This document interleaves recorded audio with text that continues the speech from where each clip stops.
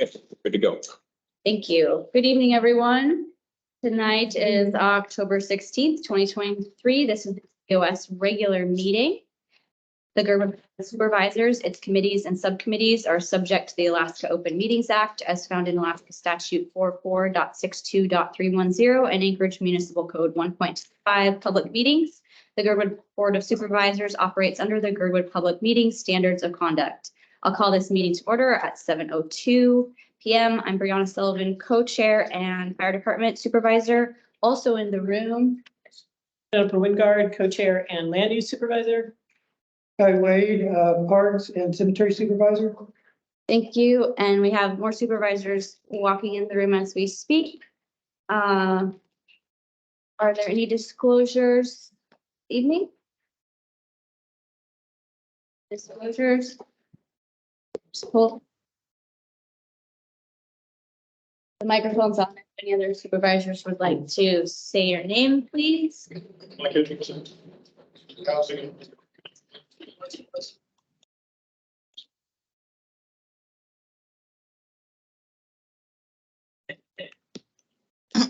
Thank you. That means we're all here. Everyone in the room for the first time tonight. Just brief moment. If anyone has some disclosure, you can always do that at the item as well. Looking at any revisions to tonight's agenda. I have one item. So I think based on some further information from Rasmussen, it might be advantageous if we consider a letter of support for Little Bears.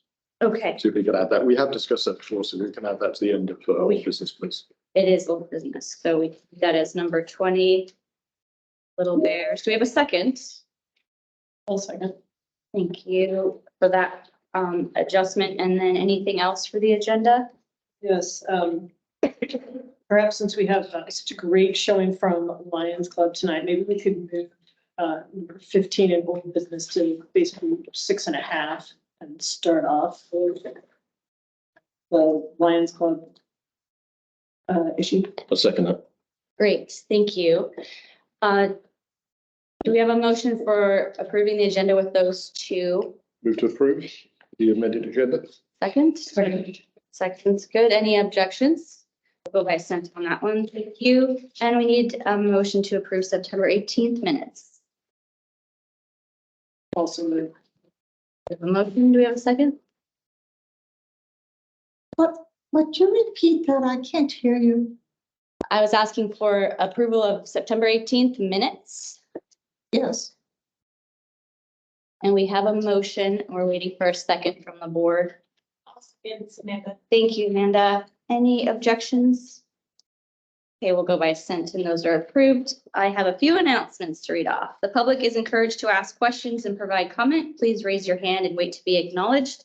To help discussions stay productive, please direct your comments to the board rather than other members of the public and keep your comments focused on the business under discussion. Please be respectful of everyone's opinions. The Girdwood Trail Committee intends to apply for a Recreational Trails Program grant to work on the Middle Iditarod National Historic Trail. Please see public notice on bulletin boards and posted on site. Full information included in tonight's meeting packet. The GBSA nonprofit grant presentation meeting is Monday, October 23rd at 5 p.m. And the municipality of Anchorage COS is Monday, October 23rd at 4 p.m. So those are the same day, right in succession. And HLB has scheduled meeting planned with Girdwood stakeholders. And the first one was this afternoon from 4:30 to 6 in this room. Tomorrow is another one from 12 to 1:30 p.m. October 17th at the Permit Center on Elmore Road. It's an open house regarding current and potential projects. And then tomorrow at 2:30 p.m. that is no longer happening. It, I think, was today. So scratch that out. Okay, we're moving on to number 1, introductions, presentations. Can I just add something to the last item? I believe there's a virtual meeting as well. Okay, Let's yes, just please. check. If anyone has information on that, you or Kyle, maybe. There is, it's Thursday, right? It's- I think in a week. Oh, that's It right. wasn't in the original information. Wednesday, October 25th, 5:30 till 6:30. And there is a link on the HLB page. I'll make sure that page is in the minutes. Okay, thank you. I'll have that update. And now we'll go to legislative report. Senator Giesel is here. Welcome. Thank you, Madam Co-Chair. Usually I'm super brief, but I have a little bit more to share tonight. So I'm going to take a little bit long, not going to be terribly long-winded. We will convene again in the second session of the 33rd legislature, the day after Martin Luther King Day. And so we're starting to get lots of requests for speakers at conferences, and constituents are coming to me with ideas related to my bills, improving things and whatnot. The second session, the bills that were still in play in May of this year will continue on. So those bills are still on the table, still being worked on. I have several of them. I have a bill that would expedite SNAP approval. So that's the food stamp approval. I'm carrying a bill, Representative Genevieve Mina over in the House has the companion bill. And so it's for broad-based categorical eligibility. We're getting tons of positive feedback from food banks. In fact, at the health fair on Saturday, the food bank here, a woman from the food bank here came up to me and said, what a meaningful thing that will be for the food bank here to have those eligibilities quickly approved. A lot of the bills that I have relate to behavioral health. And so I'm looking at getting more providers, improving access, and also addressing costs. So meeting with behavioral health agencies, getting lots of input. I have several bills already, but there's some suggestions for improvement on those. I have two big bills though that I want to tell you about because they do impact Alaskans significantly. And the first one has to do with pharmacy benefit managers. So if you've never heard of pharmacy benefit managers, you are like most Alaskans. However, these are large companies which control what medication you can take if you have insurance, how much that medication is going to cost, and what pharmacy you can go to get that medication. They are the middlemen between the manufacturer, the insurance company, the pharmacies, and you. And in the middle, they capture a lot of the money in the pharmaceutical world. In fact, they take in about $350 billion in revenue every year. That's $350 billion every year in profits. They are massive organizations that most people don't even know about. So my bill would rein them in. It is a challenging bill in that our public employees, our state employees, municipal employees, all fall under the state's insurance plan. And these contracts, the contract that the state has with the PBM they use, which is Optum, is secret. So I have asked to see it because I believe the state isn't even aware of how much money they're losing to this PBM. But it's a secret contract. So we are continuing to press on it and working on getting the bill passed. I have a companion bill over in the House side, so that's good. Just to explain, I may have the bill on the Senate side, but it has to pass through the Senate and then it has to go over to the House and pass through that. If there's a companion bill that's identical in the House, the two can progress simultaneously through each body. Whichever one makes it across to the other body first becomes the vehicle. We call it the vehicle or the bill that passes. So I do have a companion bill on the House side, so that will help expedite the passage. The last one I want to tell you about has a huge impact on your teachers and your public employees in this community. So you probably know, most people do, that the state of Alaska used to have a defined benefit pension for public employees. So that's PERS, Public Employees Retirement System, and TERS, Teachers Retirement System. In 2006 or the early 2000s, we had an unscrupulous actuary who made a math error. That fund, those funds, that pension fund had been over 100% funded for nearly a decade. And before that, it was at 90 and above % funded. It was a solid plan. But in the early 2000s, the actuary that the state had hired made a math error. And they told the legislature, you don't have to contribute anything to the pension this year. It's fine. So the legislature loves that. We don't have to put money in. Hooray. Well, there was a math error. The actuary went back, the employee went back, looked at the numbers and oops, there was a math error, but they didn't disclose that math error. They made the same recommendation a second year to the state of Alaska. All of this information is contained in the lawsuit that the state filed against Mercer, who was the actuary. In any case, because of 2 years of not contributing to that pension plan, the funding plummeted down into the 60s, from over 100% down to about 65% funded. Legislators had their hair on fire, as they should. Now they have an unfunded pension system. And so they immediately said, okay, many of them immediately said, we need to go to a defined contribution type retirement system. In other words, a 401k type of a scenario. And at this time, back in the mid 2000s, 2005, 2006, that was kind of a new idea. And actually, even the White House came to Alaska, to Juneau, and lobbied for this defined contribution. They told the legislature at the time, the rest of the states are going to follow your example. So it was a close vote, but we went to a defined contribution. Since then, we've been having difficulty with retention and recruitment of employees, firefighters, police officers, teachers. Maybe you've been hearing about it in the paper. Maybe you noticed last year we didn't have enough snowplow operators. They're public employees. We didn't have enough diesel mechanics to keep those snowplows operating. So the bill that I'm carrying is a new approach to a defined benefit system. It actually allows the employee a choice. They can choose to be in a defined contribution, a 401k that they themselves manage, or they can be in a defined benefit plan, which is a pooling of all the other folks, most of the other state employees, right? And professionally managed. Those type of pensions actually accrue more benefit for the employee so that when they retire, they actually have enough money to live on rather than pension poverty, which is what we're seeing happen with defined contributions. Folks simply can't manage their accounts enough to have a good retirement. Well, right now we have defined contribution, and that's what I want to tell you about.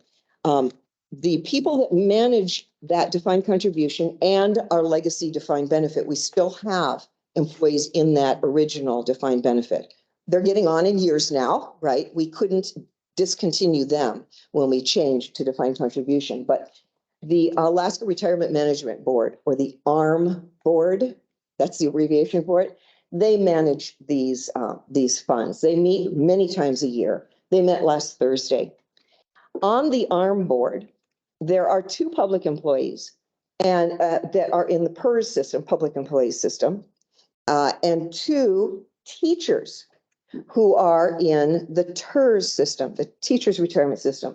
Well, one of those teachers, this is where you get to hug a teacher, is a math teacher at one of our high schools. And for many years, he's been looking at the report that they've been getting from the defined contribution entity. The company that manages our defined benefits is a company called Empower. It's an annuity company. Insurance companies sell you an annuity. I won't take time to go into that, but this math teacher has been saying for years, something's wrong with these numbers. I think we're being charged way too much. Well, this last Thursday at the ARM board meeting, they had requested an assessment by their own actuary of what's going on in Empower. And they found that Empower is charging 5 times the fees to manage these accounts that any other company charges. And the management of those accounts is so bad that people are not earning enough in them. They're being very poorly managed. So today, the NEA Alaska sent out a bulletin to the teachers in NEA. telling them about this situation and urging them to go onto the Empower website and take a look at their account. And if they choose to do this, I mean, it's all up to the employee, because remember, they're individually managing their retirement. They need to move their money out of this management style that Empower is using. So I wanted to make you aware of this. You have teachers in this community. You have public employees in this community. I'd be happy to send you the report that NEA Alaska sent out today so you can see all the data. It has links in it. If you know any employees that would like to have that information, if they're not teachers, they wouldn't have gotten this necessarily. I'd be happy to send it to them. So with that, I'll end. Thank you, Madam Co-Chair. Thank you, Senator Kiesel, for being here on your report. Are there any questions from the board? We do have questions. Okay. Go ahead. Sure. Just on that, I didn't quite catch what your bill was. Is it to allow the public to audit those books for the PBM? Was that the bill you were gonna? The bill will require transparency. One of those factors is transparent contracts, but also transparency as far as what they are charging the pharmacy who is dispensing the medication to you, what they're getting, what they're actually reimbursing the pharmacy for, what kind of rebates they're getting from the manufacturer that they're not passing on to you as the consumer. So transparency is probably the key word for it. It is a complex issue. I spent a good half hour explaining at the State of Reform conference last week to other healthcare providers. So it's complicated, but it's a transparency bill. I appreciate that. Thanks. Thanks. I had a question on the pension side as well. So there's also, I read complaints about the lack of social security as well to people receiving pensions. I wonder if you could say something about that, and also what effect would your bill have on people who are currently on, I think it's tier 4 on the defined contributions? So your the first question was Social Security. You are correct. In the 50s, in the 1950s, Alaska opted out of Social Security. The reason was we had really high wages. I don't know if any of you were here when it used to be, people would hurry to come up here because we had super high wages and we had this great pension. So they didn't feel like Social Security was necessary. It was an additional contribution from both the employee and the employer. So we opted out. We instituted something called SBS, Supplemental Benefit System. It is to replace Social Security, but it is not as high of a defined type benefit. It's actually an annuity again. So it's not nearly as dependable. A lot of people say, teachers especially, by the way, no teacher has Social Security. A few of our PERS, public employees, do have Social Security. A few of them have SBS. Teachers don't have either. So all they have are their wage and then what they have in a defined contribution program. And then your second question, I'm struggling, I've forgotten it. The remainder of the first question was, how is that affected by your bill? I am not proposing that we step back into Social Security. The reason being it is highly complex. We would have to pay a significant amount of back taxes, I guess you'd call them, to the federal government should they decide that they would accept us back in Social Security. It's extremely complicated. And how will it affect employees going forward? I think was your second question, now that I think about it. Okay. So my bill provides, as I said, choice for the employee. So let's say, hopefully, the bill is signed into law by July 1st of next year. All employees at that point would have 6 months to evaluate whether they want to stay in defined contribution. Maybe they're the 1% that are managing their investments in the stock market and whatnot really effectively, and they're doing fine. They want to stay there. They can do that. But other folks will have that opportunity to opt into the defined benefit. So it's current employees, not just future.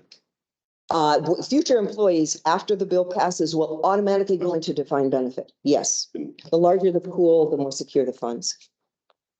Right? Thank you. I have a really quick one. Hopefully this will be easy.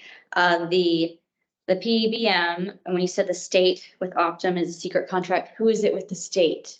Who has that? It is the Department of Administration. the Division of Retirement and Benefits that actually manages that. Thank Yes. you. You're welcome. Yes, One- Jen. sorry. You have that great newsletter that you put out. Will that include any information about either of these or links for more information as well? Or is it best to, okay. Yes, I'm putting in a large section on PBMs this next time, and I'll have probably a smaller one on the defined benefit because that I'd have a super long email then. But the following weeks, I'll have something on the pension system. Thank you. You're welcome. Yes, there was this past Thursday had an intro to PPMs. Yes, ma'am. Do you have a quick question? Susan Okalka, and I'm a retired teacher. Does this affect retired teachers? Ma'am, it would not affect you. It does, it's not retroactive to folks that are already in the defined benefit. I'm betting that you're part of a defined benefit, tiers 1, 2, or 3, right? Or 1 or 2 of teacher, right? So it doesn't affect you at all.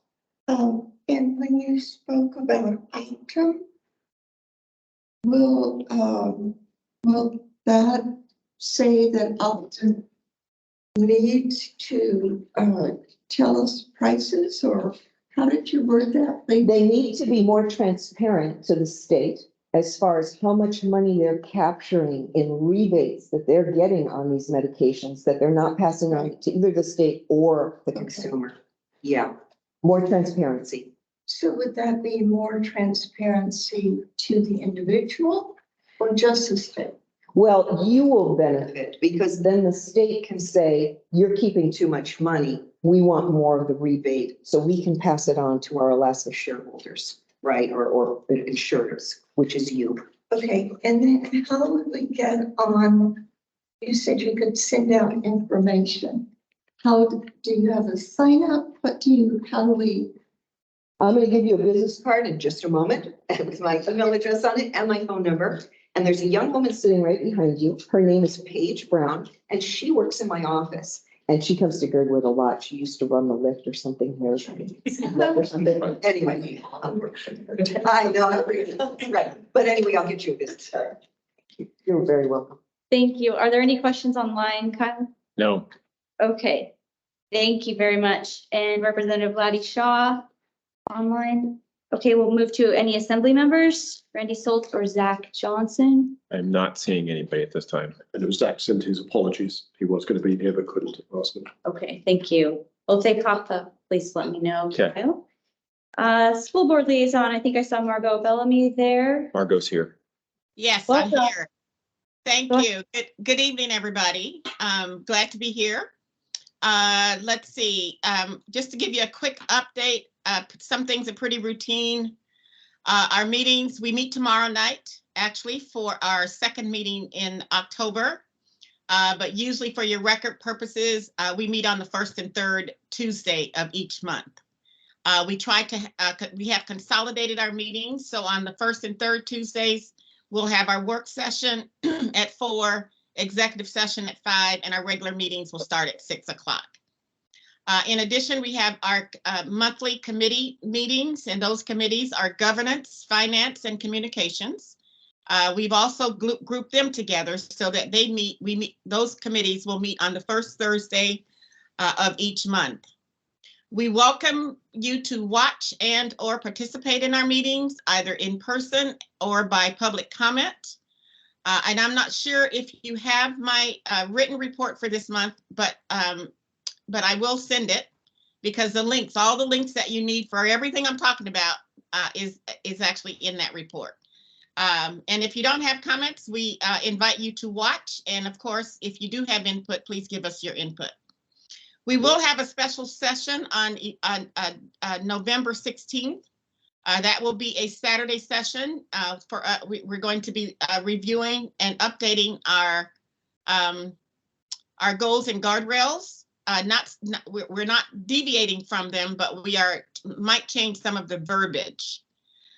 We are in the midst of our budget planning, and I'll have more information on that as we get through the next couple of months. Our goal is to have a balanced budget to the assembly by early March. So really, we have to make a decision. I think we have that first meeting in March. That's the latest we can go before we get a balanced budget to the assembly. We are not looking at school closures this time, other than to, I won't say we're not looking at them, but we're looking at a new process to engage with the community around school closures. We have approximately 20 schools that have 60% or below capacity. We are going to do a different process than we did last year. As you recall, last year, we spent the whole fall talking about the possibly closure of about 6 schools. That process is going to be a different process this time. So we won't be looking at school closures until a year from now. We are looking at a $60 million deficit, probably $65 million deficit. And as the board has not made any decisions on how it's going to balance its budget, but I will bring you those figures, and there is a link in my report that you can track that for yourselves. As you know, if you have kids in our schools, especially in elementary, we are participating in the Reading for Life initiative, which is part of the Alaska Reads Act. We have launched a new curriculum for grades 3, K through 3. We are in the process of giving parents lots of information on that. And so if you are a parent, you would have already received some information regarding your kiddo. But even if you're not, as you look at our social media and website, you will find more information. Other important topics on the horizon is our 6th grade to middle school transition, which won't start until next August, as well as our school start times, which will start next August. We are in the middle. We have launched our PLC Mondays. That's where school starts on each Monday that there is school.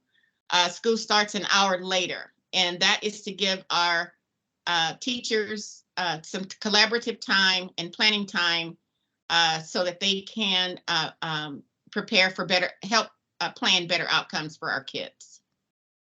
Our CCL program, Career, College, and Life Ready program, we had a very good community convening, and I look forward to bringing you the outcome from that meeting. One of the things we did as a community just this past week was to define a graduate. What does a graduate look like from the Anchorage School District? And that was some very powerful work, which we did with, I think about 300 people showed up for that event. It was an amazing community convening. So I look forward to bringing that back to you as well. Parent-teacher conferences will start on the 25th of October. If you have not signed up, please do so. There is an online scheduler on our website. We are also looking for community members, teachers, administrators, and students to volunteer for our ASD Immersion Advisory Committee. And with that, I think I'll stop and answer whatever questions you guys might have. Thank you very much. And please do send that report when you get a chance. I'll remind you if it's needed tomorrow. Any questions from the board or from the room or online? We have one question in the room. I'm Susan Opalka again. I taught at the Girdwood School for over 27 years. Could you explain the immersion program a little bit? The advisory program that I just spoke about? Yes. So yes, absolutely. So we have one of the things that really makes ASD special is the number of immersion language programs that we have. So we have Spanish, we have Russian, we have Chinese. My grandson is in the Chinese immersion program. We have Japanese immersion. And so we've not had an advisory committee for that before now. And so it's one of the ways that we are trying to really look at the structure of our immersion programs and get involve all voices in that process. So it will be for all of our immersion programs. Thank you. Thank you very much for coming tonight. Oh, We absolutely. appreciate you. Thank you. Okay, we'll move on to number 2, supervisor reports. Let's start right here with Jennifer, please. You're ready. Yes, I do not have much to add to things that are already on the agenda. There's again a lot of overlap between LUC and GBOS, but I did want to mention congratulations and thank you to Lisa Miles, who got appointed as a co-chair for LUC at the last meeting. Thank you. Go ahead. I think the main thing I have to report on is the short-term rental ordinance that was introduced at the last assembly meeting, but we will be discussing that under new business. Great, thank you. Guy? No, I guess the cemetery meeting, we're not gonna have upcoming one, but we will speak to the community when we have a joint meeting with them. And no, just some other things on the agenda will come up later, so. Thank you. And Amanda? We had, for the Public Safety Advisory Committee on October 6th, we had the, called the review of parenting in the digital age event. I wasn't able to attend, but hopefully it went well. And then this last Saturday, we had kids and cops at the ice cream shop. I think we had about 24 kids show up and get ice cream and hang out with the cops and get to play in the cop car. It was really awesome. A great event. Thank you, Tommy O'Malley and Emily Lewis, for organizing, and the Whittier Police Department for showing up. That was the major events. Thank you. Can I say something? Yes, Guy? Through the chair, I guess. Yes, the kids in digital age was outstanding, you know, and it's recommended to, I don't know if we could ever do it at the school, but it was outstanding. Really not opener, but very educational. So thank you to GUS for funding it. Really appreciate the support. Thank you. And for my report, I don't have anything under fire department to report, but to touch on what our public safety supervisor just said, the cyberbullying event that I helped organize and then GBOS ultimately supported, I'm very grateful for all the people that did come, and it was fantastic and shocking presentation. I was a little disappointed in the turnout and the amount of outreach we did do and funding we supported for one night for the police officer from Homer to come out. So it was a really important message, and it was featured in the Turnagain News. So thank you, Emily, for helping me write that article. And the ice cream shop, thank you for the ice cream and cops. That was 4 police officers that came. And also just community event trunk or treat is October 27th, and they have invited GBOS to participate. So anyone on our board is welcome to organize and be there on October 27th at the school. Thank you, Carol, my ice cream shop, for supporting that as well. Oh, great. Thank you. Okay, anything else? We'll go to, I yes. just want to say briefly that the trunk and treat thing last year was absolutely hilarious. It was really good fun. Pleased we took part. I might do it again this year. Okay, thank you. I also agree. Number 3, committee updates to GBOS. Please keep these to 3 minutes each. The items are not on the agenda, but interest to the community. So anyone from Trails, Girdwood Trails Committee? Land Use Committee? Public Safety Advisory Committee? And the Cemetery and Housing and Economic Committee. Okay, don't see any hands. So all those committee meeting agendas are online for updates. Number 4, status of proposed Girdwood developments. In there on the first page of packets. Thank you, Margaret, for keeping this here. And supervisors, would anyone like to mention anything on here? The only thing I'd like to mention is I think I should probably give you some more information and I'll update this table because I think there's some details here we can do. Okay, We'll do that. good. Great. Thank you. It's a good reminder too. Number 5, service provider reports, 5 minutes, please, we have Fire with Chief Weston. Saw her here. Please come forward.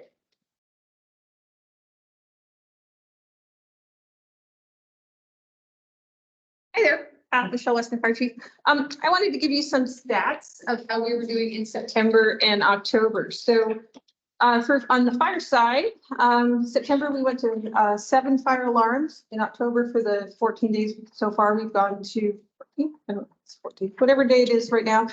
We've gone to 1 alarm. September, October, we had 1 water recreation call each month. September, we put out 2 transient fires. In the Girdwood Valley. In October, we put out 1 so far. We've got 1 September, we went on 6 car accidents. And in October, we've gone on 2 so far. When we go over to the EMS side, super proud of the crew. In the last week, we've had 2 successful resuscitations for cardiac arrest. And just really good, right? One got the shock on the way to town. The other was yesterday morning, got the shock here, got back. So both transported lives, super happy about that. We had another successful resuscitation in September. And then we had 1 that was not successful on the highway that was a result of an overdose. Medical calls, we had 10 in September and 4 in October. 4 trauma calls in September, 3 in October so far. 2 overdose calls in September, and 1 being the 1 fatality, and then 1 assault call that we went on.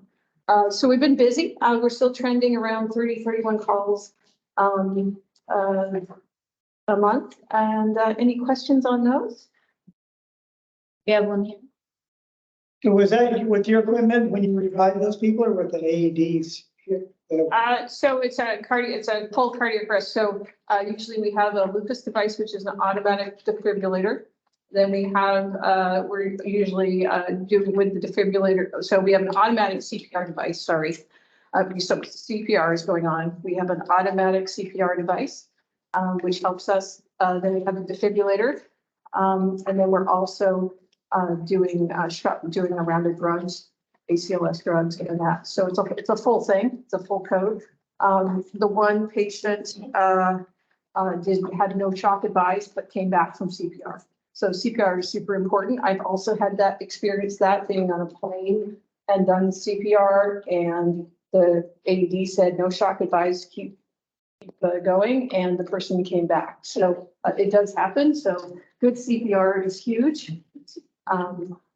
Yeah, so I just want to encourage everybody, as we're getting more and more AEDs in the community, it's good because if you're on pulse point and you're within a quarter mile, it will tell you, hey, CPR is needed over here, and here's where the closest AED is. So for this room, it's just out there. And then we have, of course, the 5 next door. So super happy about how things are going with that. And we have 27 AEDs in the Girdwood community so far. So, and that's like 8 new ones since we started this spring. So very happy about those things. We have 7 new members starting with us next month. No members, no new firefighters from Girdwood, unfortunately, but 7 people coming in. About 10 members next door are in an advanced EMT class, which is moving from EMT 3 to a national certified EMTA. So they're in that class, and then we have a number of we've had 3 individuals qualify as engineers in the last couple months, so that's been good. So things are moving very well forward, and there's lots of good training going on next door, and I think I'm really pleased about how the crew is doing and how it's going. So if you get a chance to see any of them, just tell them good job, right? So the patient from last week that was in cardiac arrest walked into the fire station 2 days ago. Yeah. To visit and say thank you. So that was super cool. So yeah, so that's it for me. I also wanted to say thank you to everybody that came to the community health event on Saturday. It was very well attended. Thank you to Senator Diesel for being there also. And so thank you. Thank you, Chief Weston. Thank you so much. Next is Police Chief O'Shea. Is he here? Yes. All right. Go ahead, Chief Good O'Shea. evening. Good Good evening. You guys should have the copy of our current up-to-date stats up to September of this year. Basically, it's been business as usual. We're gearing down from the summertime into the fall season right now. You probably did notice, if you looked at the stats, increase of animal calls in that area, both in Girdwood as well as in Whittier. And most of it's been calls on bears in both areas on increased calls. Other than that, officers have been participating in several community events. We had 2 officers go to the Little Bears last week, Monday, to do a quick presentation with them. Same time they did one at Whittier Community School. Officers also participated and showed up for the cyberbullying event on Friday, as well as the mountain was present in the area during the mountain marathon event as well. This last Saturday, we had the ice cream with the kids. Whittier police officers showed up, as well as we invited the park rangers for the forestry department, who also attended. It was a great turnout. That's business as usual. We're trying to gear up and getting ready for the our winter season that's upcoming. We're still continuing our traffic enforcement in a specific area. And with that, if you guys have any questions, I'd be more than happy to answer it. Thank you so much, Chief O'Shea. We're looking at the screen now. Are there any questions from the board? Questions online? Okay, thank you. And thank you so much for the attendance at the ice cream shop. I heard everyone did really great with all the kids too. So that was from the ice cream shop. Thank you. And we're also looking forward to the trunk or treat on the 27th at the Girdwood School, as well as in November. He's a sponsor over at the Grind Coffee with the Cops. I believe is November 18th. I believe that's the correct date, but I'll verify that. If there's any other community events you would like the police officers to participate in, feel free to give me a call or email me, or let Kyle or Margaret know, and they can get a hold of me. Thank you. Thank you. And thank you for reminding us about the other events as well. Next is Kyle Kelly, Roads, Parks and Rec. Anything else to add on there? Start with parks, and we have a full report in the packet tonight and online, so I won't go into all the detail, but I'll highlight on some of the things. We are definitely in transition season, both for parks and road maintenance. And we want to thank Luke and John, who are our strong seasonal employees this year. They did a ton of work, and they wrapped up with helping us get everything ready for spring, especially with the gardens, and taking care of the transition of equipment and facilities as we get into winter now.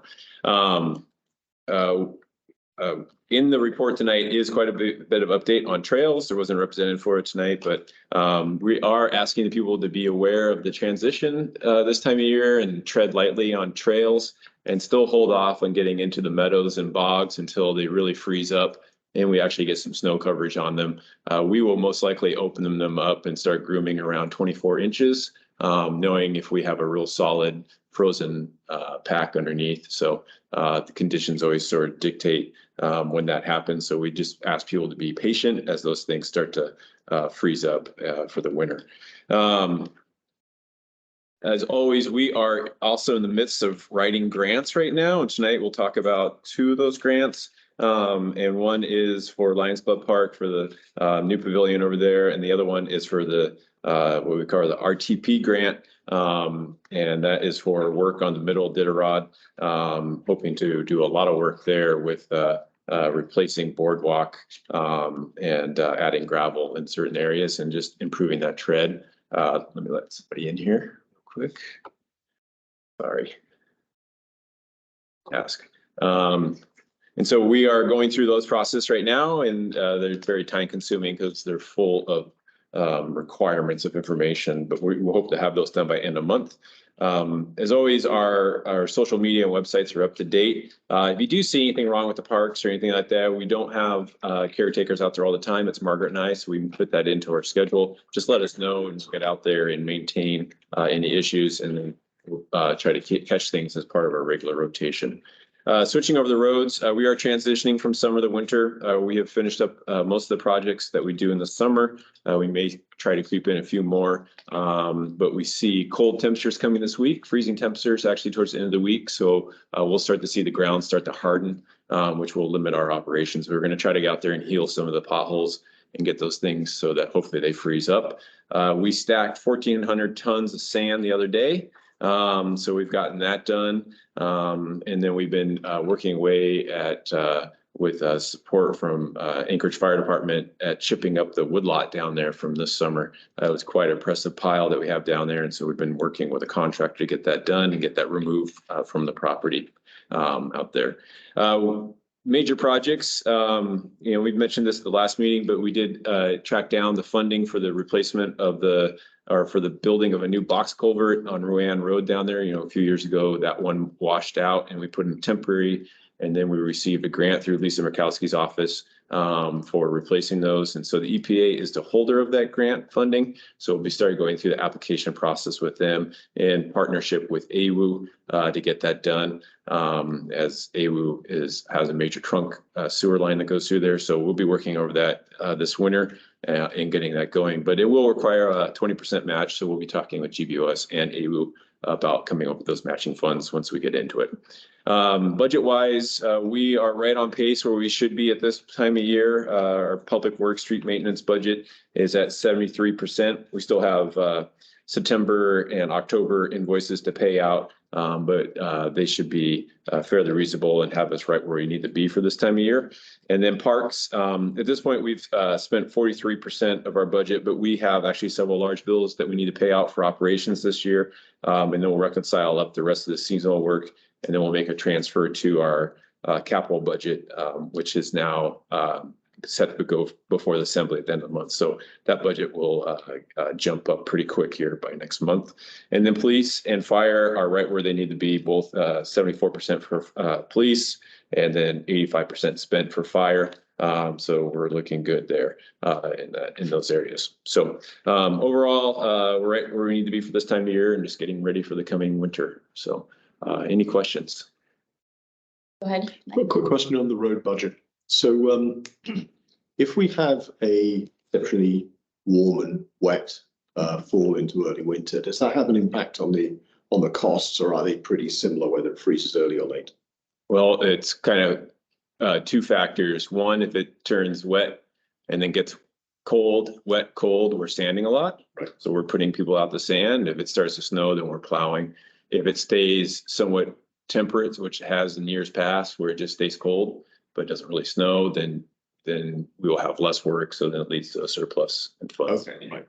So, but it's all dictated by weather. I'm still wishing for snow, even if it's going to cost. Yeah, but we're hoping for a very cold November so they can make snow on the mountain. Yeah. Which then leads us out to sanding because of all the snow that comes off the mountain. Right. So either way, there's issues that come up. Thank you. Any other questions from the board? Kyle, when you mentioned staffing for this winter, do you have a volunteer that's doing things like mutt stations or anything like that? We did, but we don't know if we will have that volunteer this year. But we like to have volunteers who want to help with that, especially with the mutt mitt patrol. If anybody wants to, and we've had some retirees who just like to get out and put it as part of their daily routine to help us with that, which is great for us. Because especially once Nordic season gets going, the mutt mitts go pretty quick, which we're pleased to see. But our volunteer from years past looks unavailable for this year. Great to know. Thank you. And then one little piece in the report about the playground chips for 23, and what kind of chips are suitable for the playground? Well, that's been a elusive hunt for us. There used to be a wood miller in Anchorage that milled logs for homes. They are no longer active, and they produce really fine grained chips that didn't splinter. So it really worked well for playgrounds. So we're going to try to track down a new vendor for that for next year. Okay. Yeah.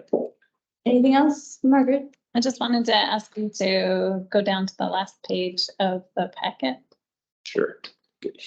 just because it came up earlier and I wanted to show people where they can find this. This is kind of everything you always wanted to know about HLB. All these links are live if you're on the website looking at these. Unfortunately, they're not very helpful if you're trying to just type them in from here. If I can help anyone find the HLB page, just email me and I'll send you a link to it. It isn't necessarily all that easy to find until you've found it once. And then the next HLBAC meeting is listed there, October 26th at 1:30. Thank you. Okay, we'll move on to number 6, public comment. Persons offering public comment must state their full name and address. Public comment is limited to 3 minutes per person and must be on subjects not listed on the agenda. Is there anyone here for public comment today? The audience? And online, Kyle? No. Can you hear me? Yes. Okay, I apologize. I cannot raise my hand right now. My Teams is looking pretty funky. But this is Crystal Hoke, and I had a public comment in regards to Southtown site. So Girdwood Community Land Trust has been pretty involved with parcel 6-076, which is one of the parcels in Southtown site. And in my opinion is the most developable. And that is because there is like an island that sticks out above the floodplain, the 100 and the 500-year floodplain. And then recently, if you have gone to walk down by Forest Fair Beer Garden, there's now a new tributary of California Creek that's running across the whole beer garden area. So California Creek is braiding out and meandering around, and it's causing that particular parcel to be impacted. So there's a new water flow channel happening along that GC6, that 6-076 parcel, which means that less of it is developable than even before.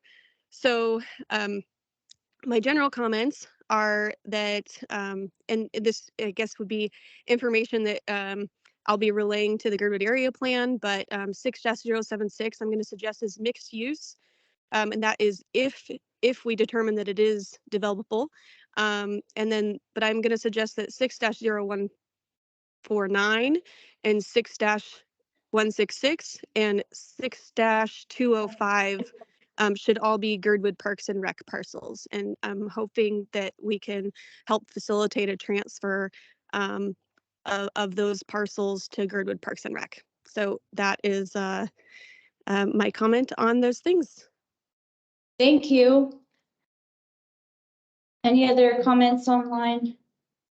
And we have a comment here. Go ahead. Sorry, Crystal, if you don't mind me just adding on one thing to you. So if I know that those parcels, you listed those parcels very quickly because you're so incredibly familiar with them.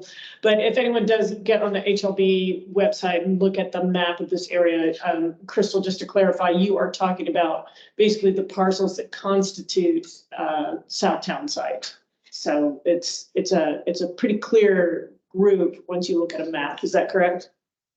Yes, that's correct. And later in the meeting, I'll be talking about 6-134, but those are the parcels in addition to the 134 that I'm hoping that we can use for recreational assets for the community. Thank you. Thank you.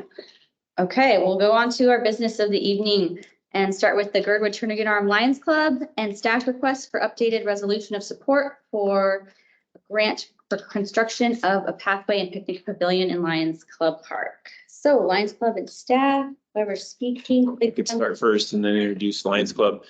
So as we said, we are working through a Land, Water and Conservation Fund grant to help us build the new pavilion in Lions Club Park. This has been a partnership with Lions Club that we've been pursuing for several years. GBOS funded the design of the new pavilion, which is very similar to the pavilion you would find out on the Bird to Gird. It's based off a state park pavilion design, and so we are seeking the support of GBOS tonight with a resolution for that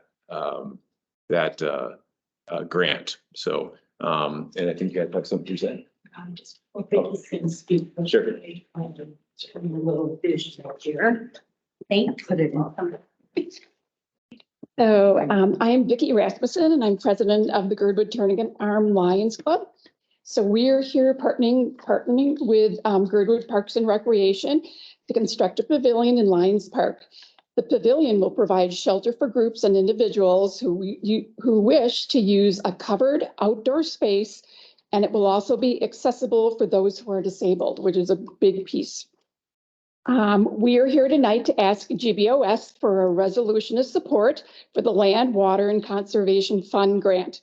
Girdwood Lions Club is committed to raising a minimum of $25,000 in cash and in-kind donations. We have begun to actively fundraising to finance this project. The community support has been extremely positive. Once the pavilion is built, we intend to begin the MOA process of having the pavilion named in honor of John Troutner. In addition to being a very key figure in the development of Girdwood, John has been involved with Lions International since 1953. He and his wife Kathy started the Girdwood Lions Club in 1992.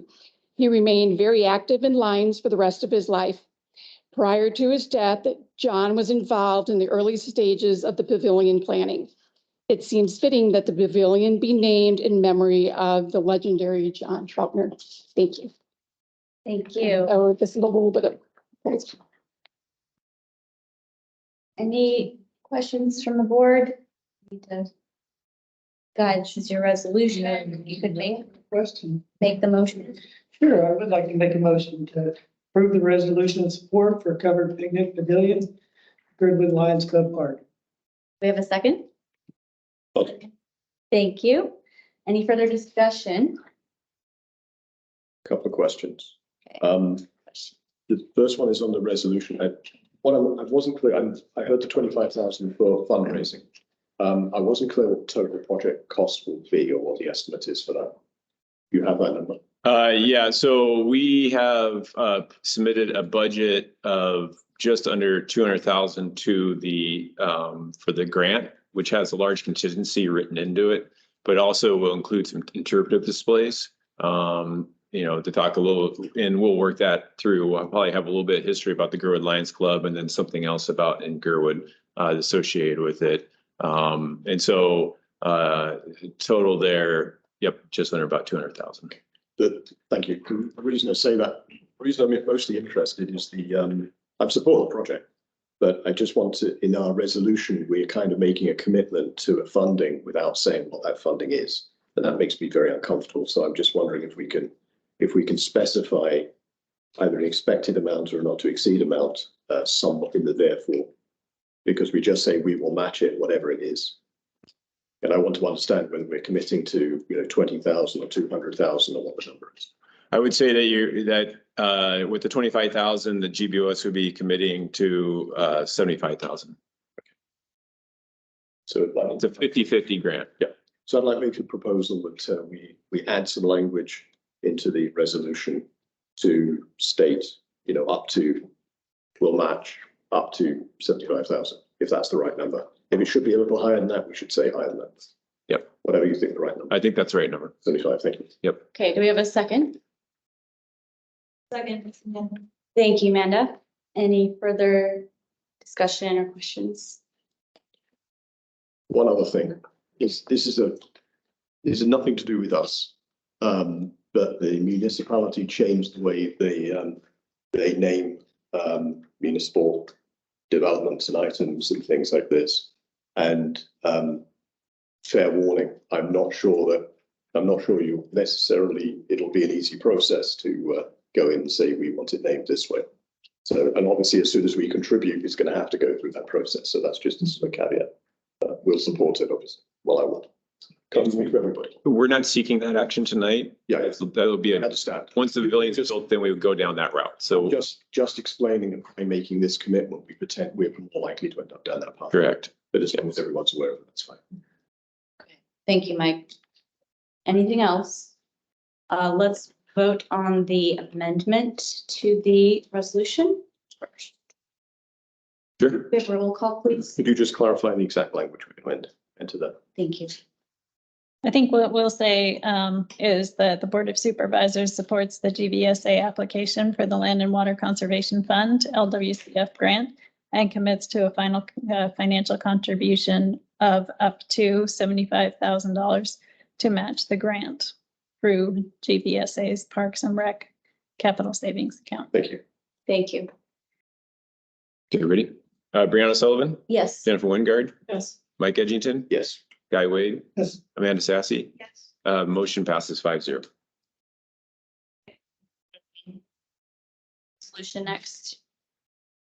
Roll call vote. There's nothing else. Motion, thank you. Okay, is that the amendment we just did the motion on? Okay, Yes. gotcha. Okay, the main motion as amended, Brianna Sullivan, Yes. Jennifer Wingard, Yes. Mike Edgington, Yes. Guy Wade, Yes. Amanda Sassy. Motion passes 5-0. Thank you. Thank you, Lions, for Thank being here and all that you do in our community. Thank you. Okay, well, next on our business, we'll go to number 7, GBOS land acknowledgement. What I know is what's in the packet, and that is our current, go back to the beginning, options for this body to, if we decide to, we can look at these and pick 1 or 2 from this selection that can then go to Melissa Shaginoff if that is the will of the body. I appreciate the additions in the last few months. This has been ongoing, and I like the blending of all of them, but the one that stands out right now to me is the 4th one down. Any comments from the board? Now that you've had a while to look at it. I also really like the 4th one, and thank you for working on this. I like the 5th one. It's kind of long, and maybe a little more succinct would be for us in this forum. Thank you. And this has been available for several weeks, so if anyone has anything else, any comments about moving forward? I'd like to propose the motion to adopt the board, I think the 2 and 3 might be the same, so that's why I'm hesitating with 4th, but. Oh, yeah, thank you. So technically the 3rd, I guess, out of 4. Land acknowledgement statement for GBOS. We have a motion. Do we have a second? I'll second that. Thank you. Further discussion on this. And again, this would go from here to be looked at by hopefully Melissa Shaginoff to give us any feedback. So that doesn't mean it's permanent or that it must happen this way. But I'm in support of something that evolves too. It doesn't have to be like this for years and years. But it's important to have one. I'm sorry. To clarify, it's the one that's highlighted Yes. because 2 and 3 are the same. which Yeah, I is guess so. confusing to me too. Sorry. Thanks for Jennifer. Could I don't know if it's maybe offer a friendly amendment, when I talked to the English teachers about this statement that would like to begin by acknowledging, frequently got edited down to the phrase that's in the 2nd and 3rd ones currently, where simply GBOS acknowledges. If we could just simplify that much, I think it's more a clerical thing than anything that affects meaning. Thank you. We have that friendly amendment to the mover Yes. and the second. Guy? Yes, second. Yep, second. Okay, I also am definitely concur with that. I think the LUC one starts by saying, as we gather together to that formulation, probably what came from that. Right, yeah, it did. And we have already, in general, commenced the meeting and say welcoming. Yes. So anything that in brevity is great, and it still acknowledges the main points. So any further discussion? We could get this moving to Melissa. Okay. Any objections to sending this to the motion on the floor? Okay, we'll go by assent on that, and that motion passes. Thank you, everyone, for your time and looking at that. and we look forward Thank to you. her coming back for something. So Margaret, maybe, and I or Jennifer will communicate with that. Number 8, follow up on housing homelessness input letter to assembly from GBSA. Mike and Jennifer worked on this and it's in the packet. Great. Jennifer mostly. Jennifer, thanks for doing that. Yeah, so this is still being finessed a little bit, but we just are running this past the board to make sure that we have the basics.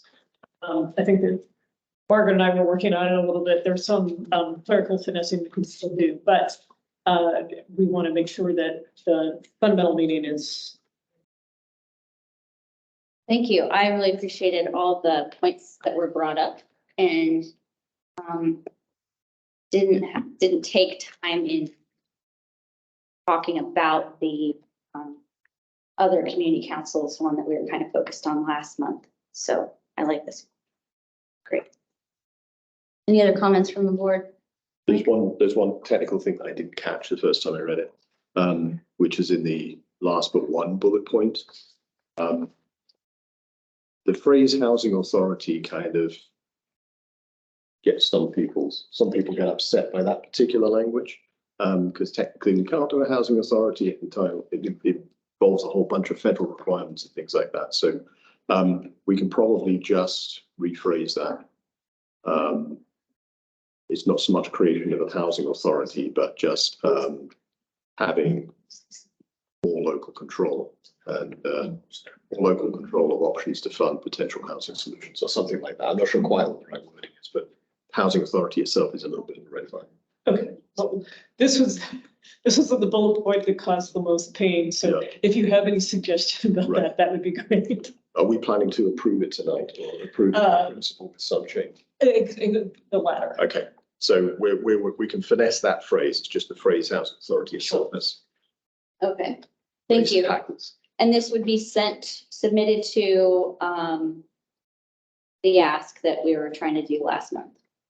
So Yes, we put to the assembly. the assembly, right. Okay, do we have? I have one other Yes, go point ahead. as well. The very beginning of the letter, I'm not clear if we're saying in the very first sentence, the Board of Supervisors supports the overall position statement of District 6. They haven't finished it, so are we saying we approve and support whatever it may say in the future? Or are we saying we can? I think if we say we support principles, that's probably a solid statement. So I just suggest that slight tweak. Right, so I guess I was working with the draft that we had, not realizing it was a work Turns in out, progress. I don't think it's actually complete. Okay, And Way we can do it. what did you say? I'm sorry. So what's So the overall principles. the overall principles. Not necessarily the final. do we know when they are going to have their final? I also haven't. So this gives us some degree of independence. Sure. Sounds great. Do we have a motion to accept this in, with a little bit of fixing on that second to last bullet? I'll move to accept it. You have a second? Second. Thank you. Anything else further from the board? Okay, well, let's go by assent on this. Are there any objections to submitting the final version of this after it's edited? Principles? Okay, we'll go by assent and that is approved. Thank you for your work on that, Mike and Jennifer. Go to number 9. Discuss Glacier Creek erosion concerns and consider resolution of support to DOT to expedite mitigation. From the letters from AWWU and Kyle, with the last month's letter that Supervisor Amanda Sassy sent, I think we worked with those to create a resolution that I wrote with her help. So it's right here. I don't really have anything else to say about it. I can give some points on this. As you guys are well aware, we have very active erosion going on at Glacier Creek Bridge, just to the north side, right before the pedestrian bridge that crosses there. it is the responsibility of the DOT to make the repairs on that. We have infrastructure as well right there for AWU. The drinking water system has a pipe system that comes up and then goes underneath the bridge there in that location. And AWU has strong concerns about their infrastructure and how close this erosion is getting. DOT, the response we've gotten from them is that they don't feel it's urgent at this point in time to make the repair, that they are deferring it to spring due to a lack of funding, and they're trying to find some funding for it. And we're really encouraging them to consider trying to find some way to do it in the winter, especially when we have freeze up.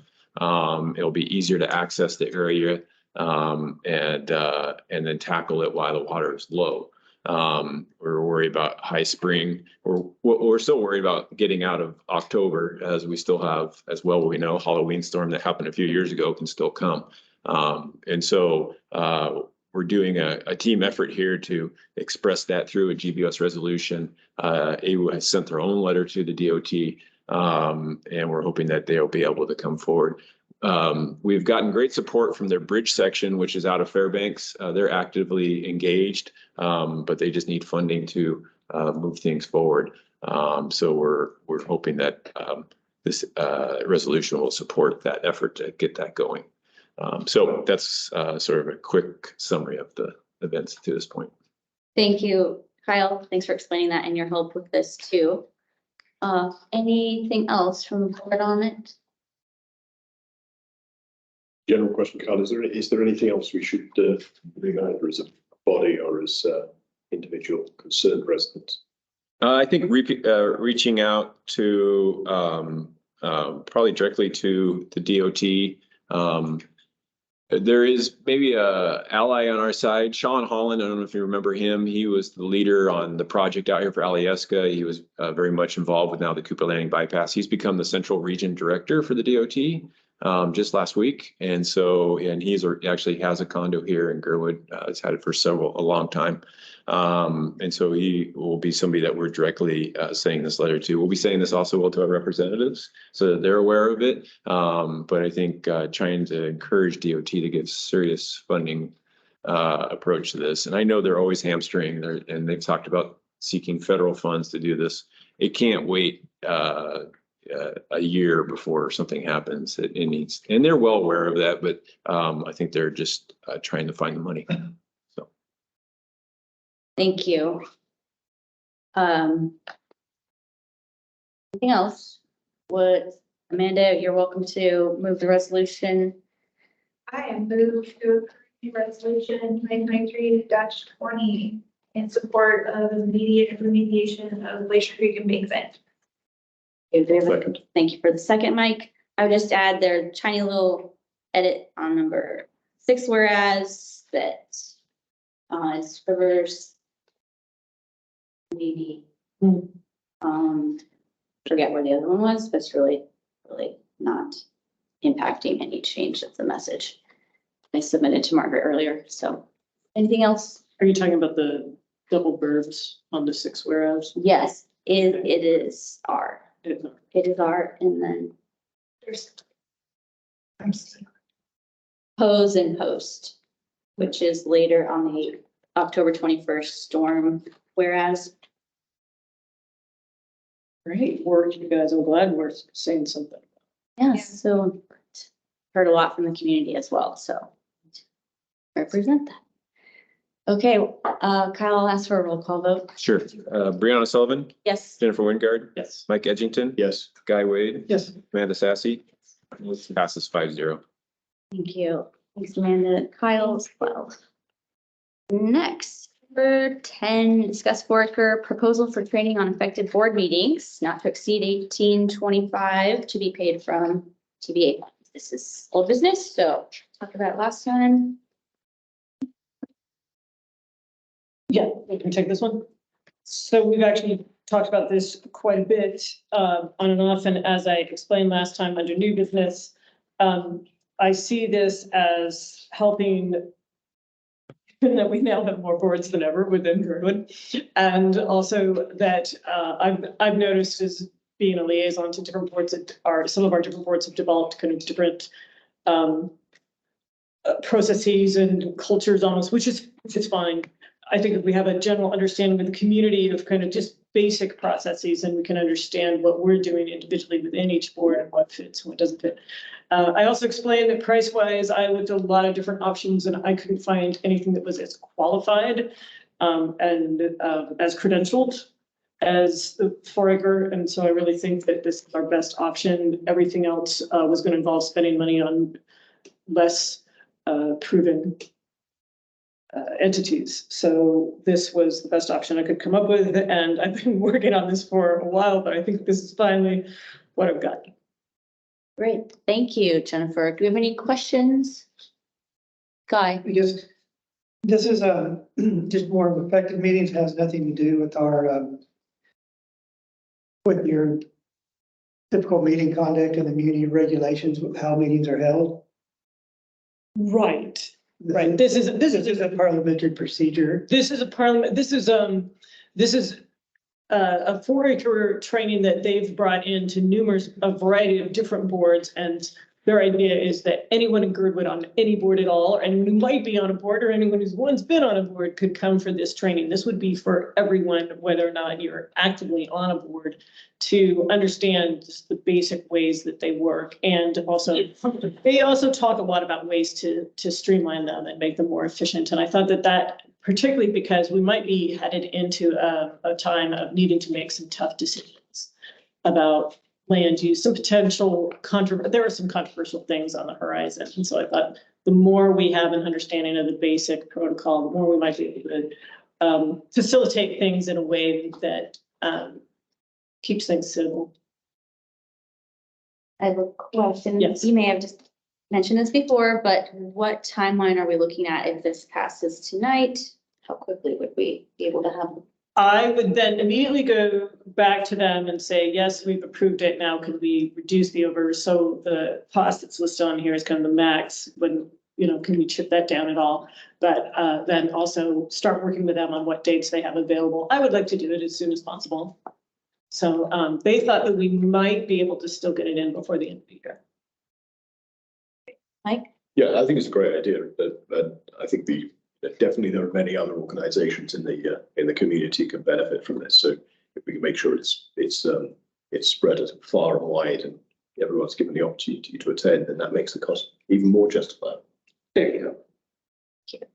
I'd just say the same as just about the same thing as a municipal board. There's a whole bunch of other things we have to do, and it may be the good practice and government process aren't always aligned. Right. I'm smiling as I say that. Or sorry, effective process. I should say effective and efficiency and government process and not always.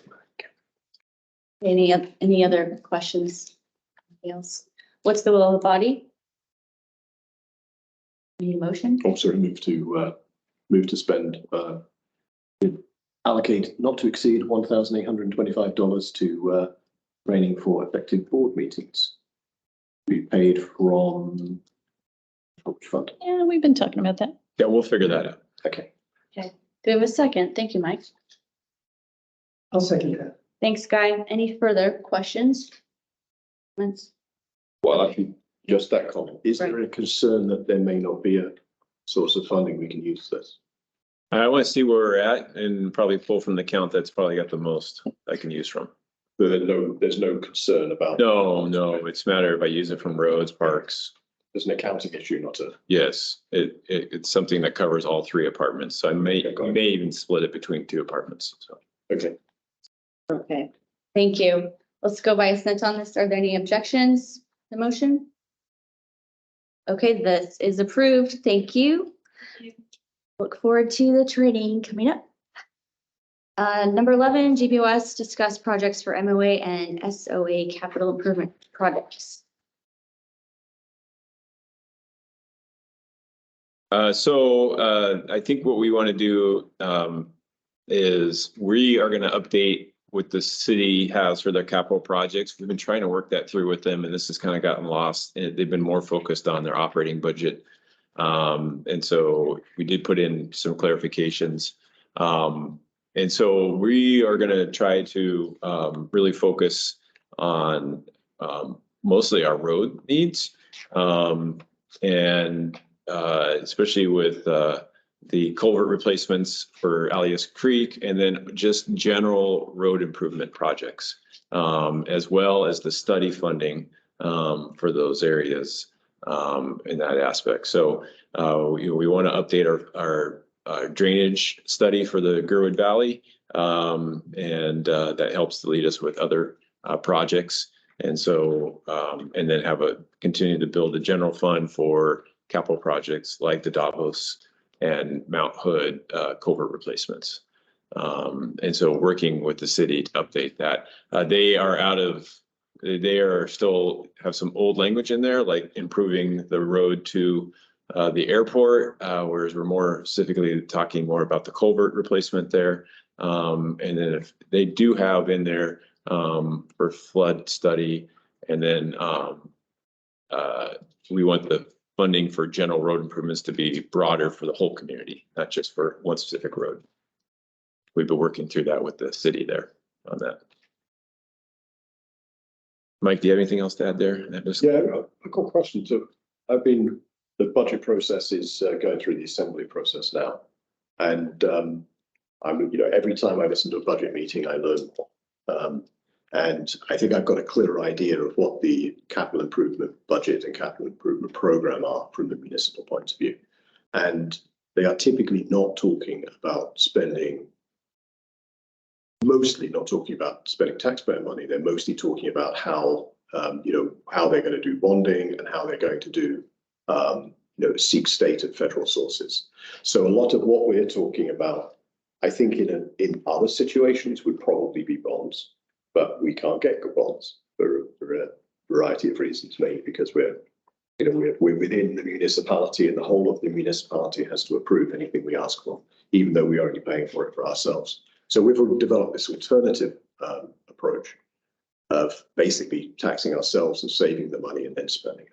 But because we do it that way, we don't necessarily have to be part of the capital improvement program that's put together for the budget, because it's a very different beast, unless we're looking for bond funding or state or federal requests.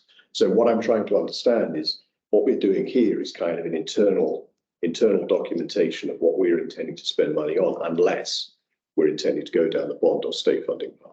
And maybe we perhaps need to just identify that a little bit clearer, or at least have some explanation around that. Correct. And so that's why I don't put a lot of attention into the municipal capital program, because, well, ever since the funding availability for state capital projects has become very lean. We are not actively approaching that area. We're trying other areas through grants, federal grants, saving as much as we can, and then tackling projects like we did this year with Lake Tahoe, and going that way. And then when there is availability, then we try to approach that through the state. But in the past, that was really what this program really worked for Girdwood, was to go through this route, get ourselves on the list, and then work with our representatives in Juneau to hopefully get funding for these projects. But we don't see that as much. We even had a lobbyist working on our behalf in Girdwood through a private organization to help fund those projects. Egg Loft is a prime example of what we got for that. So yeah, I think I don't spend as much time on that with the city, and I don't get much support from it, because a lot of times the city, their priority is the port. Yep. And so they'll go down and they'll say everything else falls to the wayside because they can do it through bonding. And for us, as you mentioned, bonding is not a good avenue, because we can never get a positive vote out of Anchorage to support what we want to do here. So we do it through a savings program. So and we're finding other ways to fund things, which is almost like bonding. We can do intergovernment loans through the city. We can, like for Engine 41, we're doing basically an auto loan, which they do for fleet in town. So there's different methods that we're doing, and it's more efficient sometimes for us to do it that way as a service area. Yeah. This will come up later, but I think this general topic of bonds have ceased to be a viable path for us probably does need to be discussed with it. Yeah, I wouldn't say it's not a viable thought. We have luck with public safety. Well, we have a lot when we're partnering area. Correct. When we get involved, we partner up. There's certain areas that we can be successful with. Yes. There's just major confusion for voters when they read in Eagle River and Chugiak, they were able to, they passed a bond this year for new rescue. So there's ways to do it. There is a slight asymmetry in how some communities vote for themselves. Correct. To benefit themselves versus benefit other people. In general, across the whole municipality, facility bonds do terrible. They fail every year. But maybe if we did approach it with a roads bond, we could try that for the future. So anyways, that's kind of where we're at. So this is just giving us organization as to where we're going, and we'll try to clean up the list with the city, just for good record keeping in the end, really. Thank you, Kyle. And please always let us know how we can support that or help. At the end. Is this a good time to bring up the issue of cemetery bond? Or should we do that separately? I think it's mentioned later, but only in connection with the municipal. The municipal meeting. We did, I can give you an update on the cemetery bond. We did hear from Dean Gates. He's the attorney for the assembly today. And he asked for additional information from Tommy. And so he is slated to have a full proposal, I think by the end of November to the assembly. And the assembly can consider adopting and putting that into the process for approval for the May ballot or the April ballot. Because that's my understanding. The mayor did not put anything, although there was, a general agreement that the cemetery would be worth putting on the bonding for next year. It didn't fall into his priorities of capital items for the capital budget, so it was not in the capital budget. So the only part we had is for the assembly to add it. And we were going in with our eyes wide open on that. We knew that the administration wasn't big on this project and the assembly was carrying it. So, and I think that's what the administration took, like that's an assembly deal, we'll let them deal with it. So. Thank you, Mike, and thank you, Kyle. That is reassuring to hear something. Yes. Just a question, for the questions that he had for Tommy, but then are those, is he gonna have to reach out to a second party to try to answer those, or those information that he has? Yeah, I helped Tommy to link some things and send them some information that we already had on the website, basically the schematic report. So as far as the Girdwood portion, we have information that's up to date. We, of course, don't control the information for Chugiak, Eagle River, or the Anchorage Memorial Park. So we attached the information that we had that was provided to us for last year's effort. And I think that Tommy probably recommended that the people who are more in control of those topics are in touch with Dean Gates as well. So I think that the right information has been provided in a format that should work. Thank you. Great. Thank you. I do understand there is a discussion with bond council as well, scheduled for tomorrow, which will relate to this. So we should have everything is lining up. Do you know if that discussion is the assembly then with bond council? Particular assembly members with bond council. Got it. Okay, thank you. Anything else on number 11? Okay, we'll move on to number 12.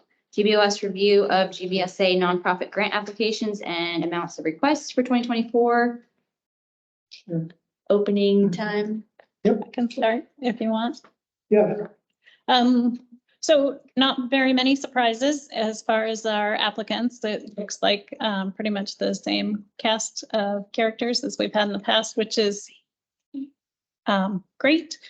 They are cumulatively requesting $40,625 and the budget is $5,000. So there'll need to be some adjustments made in the process through GBOS.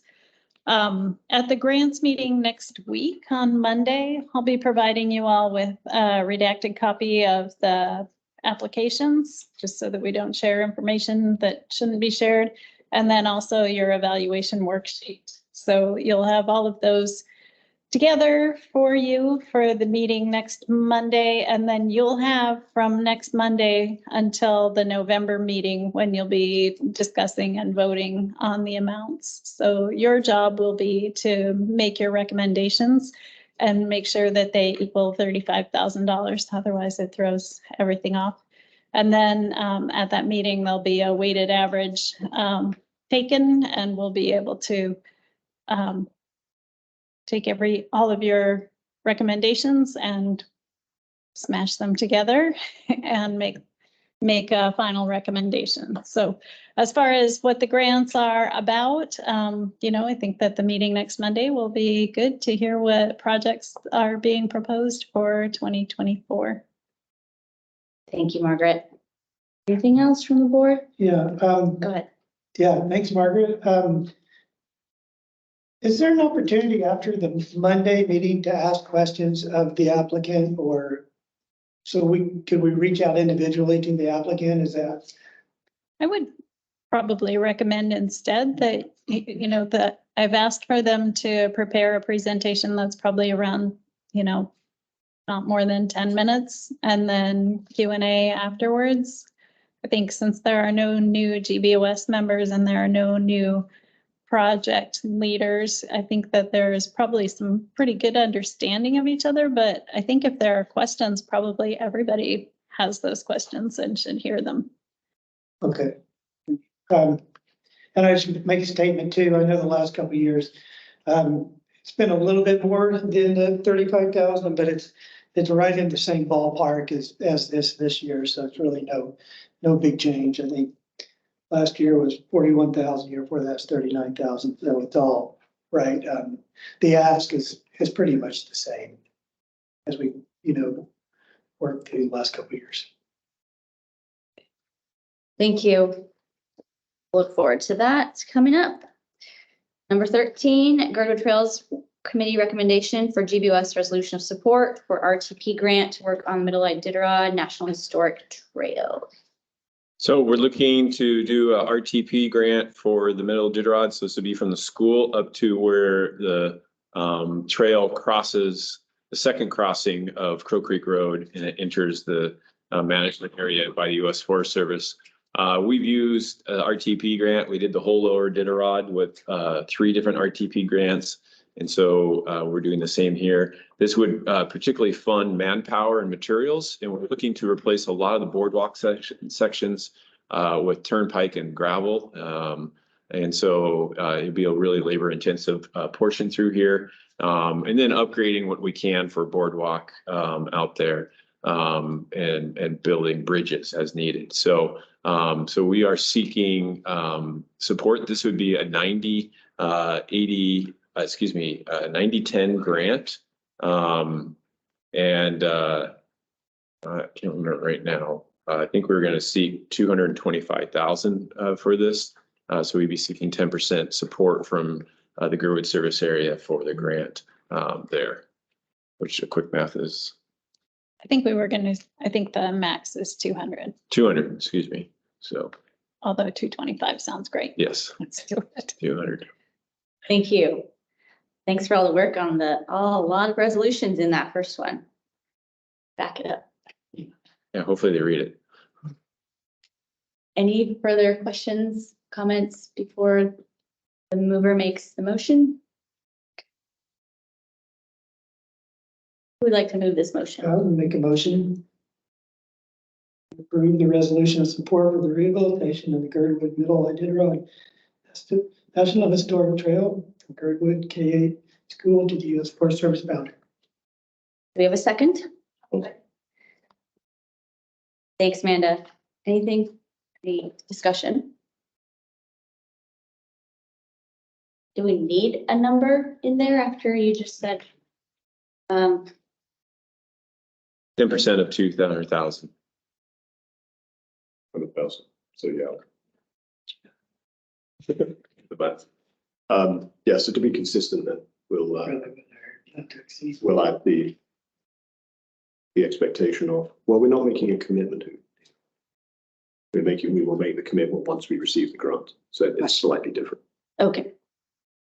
Okay, no further discussion then. Questions? Kyle, could we have a roll call vote? Sure. Brianna Sullivan. Yes. Jennifer Wingard. Yes. Mike Edgington. Yes. Guy Wade. Yes. Amanda Sassy. Motion passes 5-0. Thank you. Look forward to that news. Number 14, Girdwood Trails Committee recommendation for GBOS resolution of support for Bikewood RTP grant application to construct 2 new trails from the Bike Park Master Plan. So Mr. Starr reached out to me today and Margaret, and said he wasn't gonna be able to be here tonight. He's got an event in his life that, he thought he wanted us to pull this off the agenda because he didn't think he'd be able to complete this grant application over the next couple of months so he thought it'd be best if we just pulled it now. He did go on to say in his email that they do wish to continue developing this and possibly do some work next year just out of pocket. And so, although Mr. Starter here, at this time, I would like to recommend that we do pass this now. And kind of, Bikewood has done a lot of work on this and presented to Trails Group, and they've approved it. Even if he's not able to write the application this year, I think it'd be beneficial to go ahead and approve as written. It's always a reference to come back to. So that's my recommendation. Thank you, Guy. Amanda? I agree. I think that this is a good thing to have pass and in their pocket for the future, just in case something changes. And if they need an updated resolution, we can always come back like we did earlier. Thank you. Any further comments? Would anyone like to move the motion? Or make the motion? I will make a motion to accept as written the resolution of support for the bikewood.org recreation trails program grant application. I'll second. Go ahead, Mike. Yep. I'll second. Mike can have a second this time. Any discussion? One question. If they may not be able to submit for the RTP or the RTP grant, does it make sense? I don't think there's anything specific to RTP that we're sort of talking about here. It's really just a grant application, and the RTP information is in there as additional details. Would it make sense to make this a little bit more general, so they could still use it for any other grant application next year? Because if it's the same work, where they're actually applying to the grant from may not be the most important factor. I'm wondering if we can make this a little bit more useful if it's necessarily tied to that. But in discussions with him, I don't recall him bringing up another option for granting, and I think this is an opportunity here. This RTP is something that they're definitely going to support or pursue again. Okay. I don't have any. Okay, I kind of see where Mike's going though, and I'm looking, there's only 3 places where RTP is mentioned. I don't think it'd be that hard to take out, and in case there is in the next year, because this is an annual grant, the RTP program, they could apply for other, and I think that there's people in the community and the board has been supportive, and the Trails Committee of this development, them developing some new trails, if they do have a grant opportunity. Though they could come back to us if they didn't have a different one. So. thank you. Question for Margaret. Is the RTP due October 31st? RTP is due October 31st, and actually Guy and I had kicked this around a little while earlier today as well. I think that what we could do is in the therefore say the Girdwood Board of Supervisors resolves to support the Bikewood RTP and any other grant applications, and just make it more inclusive. Again, I'm not sure, we chase these grants all the time too. I'm not aware of another one hanging out there, but maybe like a challenge grant or something like that is possible. But I think it would be unfortunate to take RTP out of this and remove the option, because right now they could still potentially put something together in the next 14 days. Or just recycle this next year. Thank you, Margaret. I agree. And I, before the discussion, thought that there's still 2 full weeks left of the month that hopefully they could have help filling out anything that isn't done yet, because this is all completed work as far as asking for support. But I'm not applying for the grant. I don't know how much work is involved. I'll make a formal motion for an amendment then. So at the end of the therefore, we will change it to, my amendment will be to change it to the Girdwood Board of Supervisors resolve to support support the Bikewood RTP or similar grant application. Or grant application or similar grants. We have a second. I'll second. There's also oh gosh. 6th whereas that mentions RTP grant specifically. Yeah. We might want to add the other two as well. I think as from Margaret's point, we can talk about the RTP grant as an example in the whereas, but if the therefore opens out as well. Sounds great. And I think I misspoke slightly. So the wording at the last for the therefore will be the Girdwood Board of Supervisors resolved to support the Bikewood RTP grant application or applications for similar grants. Okay. Board applications for similar grants. Okay, that was the second. Any further discussion on the amendment? Let's do roll call for the amendment, please, Kyle. Sure. Brianna Sullivan, Yes. Jennifer Wingard, Yes. Mike Edgington, Yes. Guy Wade, Yes. Amanda Sassy. Yes. Motion passes 5-0. Amendment to the motion passes 5-0. Okay, back to the main motion. Anything further?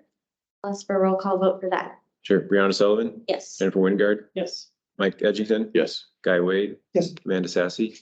Motion as amended passes 5-0. Thank you, everyone. Thanks for the communication, and we wish Bikewood and Mr. Star the best as possible during the time. And number 16, skipping our 15. It's liquor license renewals in 2024 that Margaret put in here. So I'll let you take that away, Margaret. Yeah, this is pretty much annual activity of the Board of Supervisors. Good to say by the end of the year, I think the alcohol folks at the city and state are pretty used to seeing it. Basically a blanket letter of non-objection. These licenses actually come up sporadically throughout the year. So instead of doing this, up to 8 times coming up, we're just going to do it in one fell swoop. The whole process starts with their request for if there needs to be a hearing on any of the liquor licenses, and we heard no objections to any of the license renewals, so we moved past that. I think that letter would have had to have been sent in yesterday. And so now we move forward with providing this letter of non-objection for all of the licenses for 2024. Thank you. Anything from the board? What is the will of the body? I'll move that we send this letter of non-objection. Do we have a second? Second. Thanks, Jennifer.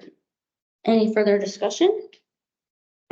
It's not directly related to this, but indirectly related to this. So the state has made changes to the alcohol licensing, which will start in January. And there's enough changes to the municipal process as well. So I think generally things are going to be simpler going forward. So maybe I know there's some kind of tight deadlines and other things in the way of stuff. So I think they're going to be made a little bit easier for us and for communities, I hope. That'll be fun to see.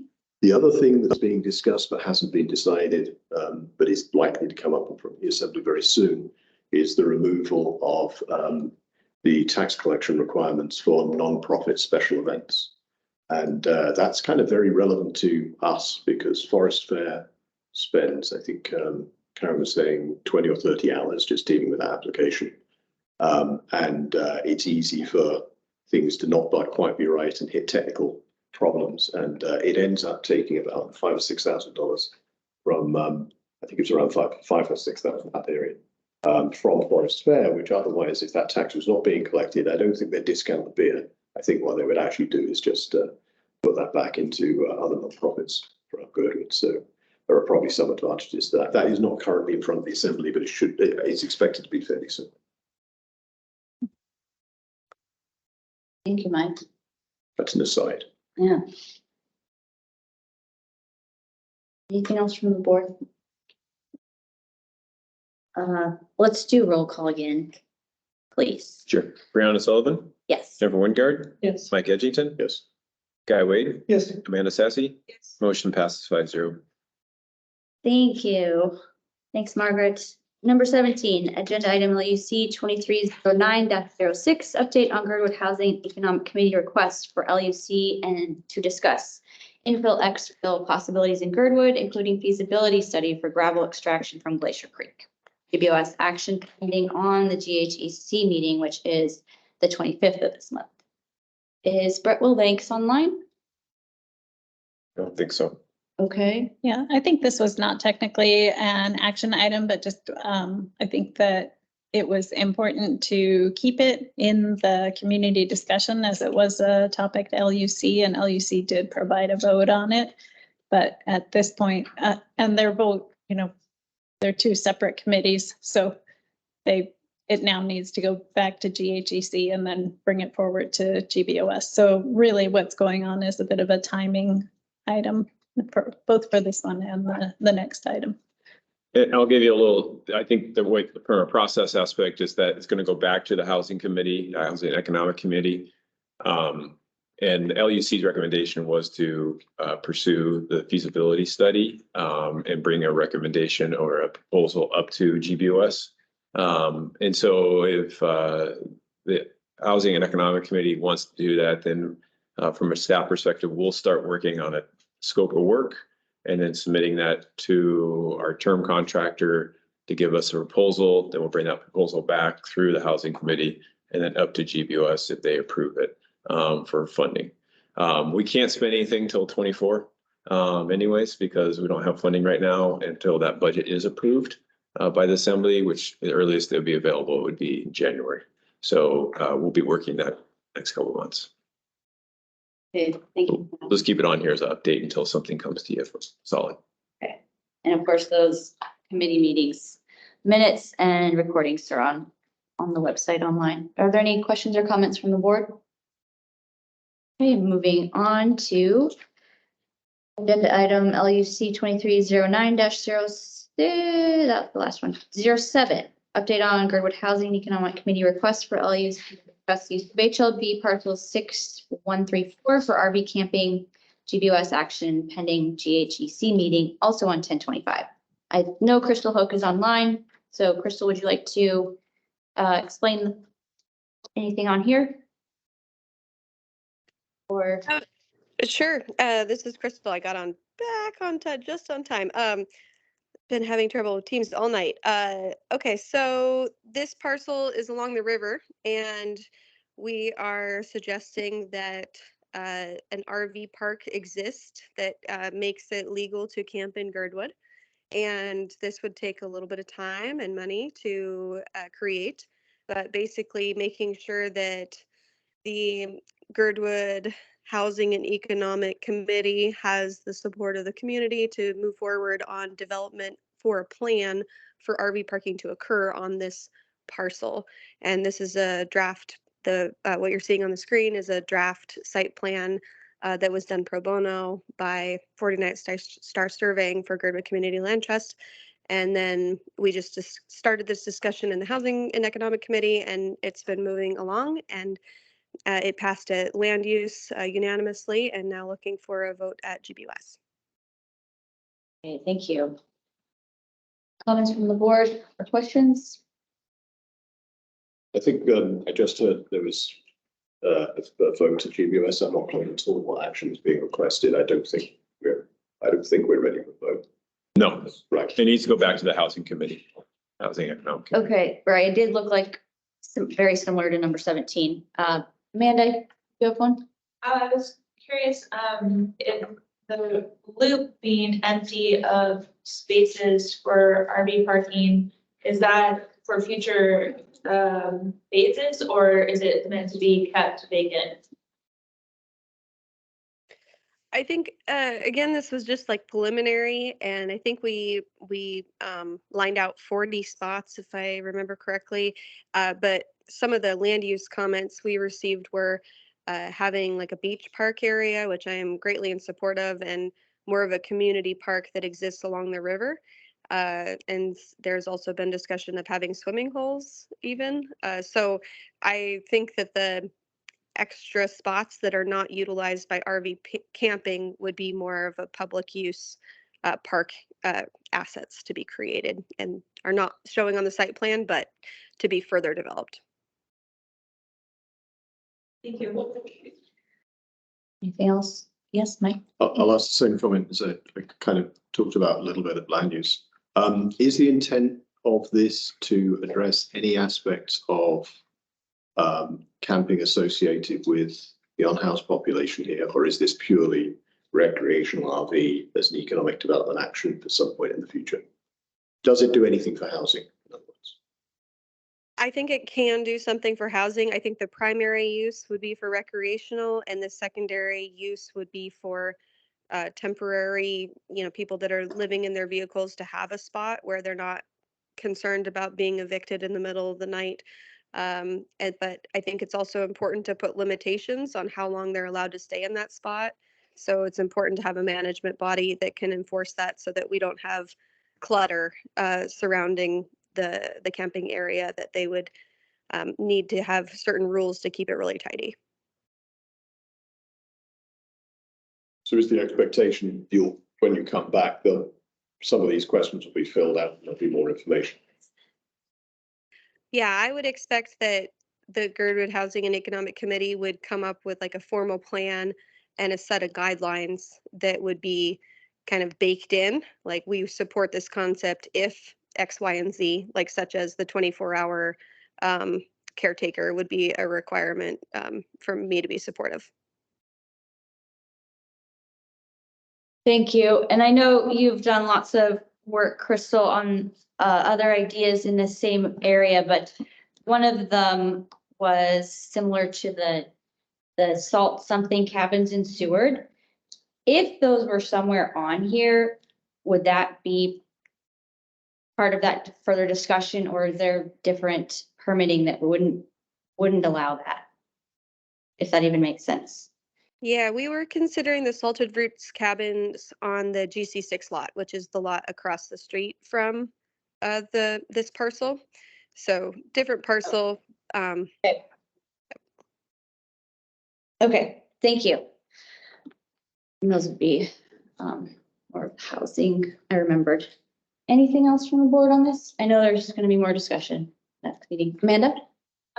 Something that was brought up in the community, that if it was seasonal and that if it was able to be open in the winter, could it be more of a long-term monthly housing type situation where people could live out of their recreation vehicles, and whereas summer being a shorter limit as a suggestion. Yeah, that was suggested, maybe like a 7-day maximum in the summertime, where it could be like a 30-day maximum before you change locations in the wintertime. So yeah, these again would be like policies that would need to be drafted and created, but we want to make sure that you're in support of the general idea. Okay, great, thank you. Any questions or comments from the audience? And just maybe, you're probably loud enough, but just a little closer to the microphone. Hey, Crystal, Seth Bovian, just wondering, where is that reference Lions Park? So we're up here, you can see there's the library right there on the corner. So it's actually right over here. So it's down. Just down that there's the library. Just south of the baseball park. And I'll show you here. We actually have here you go.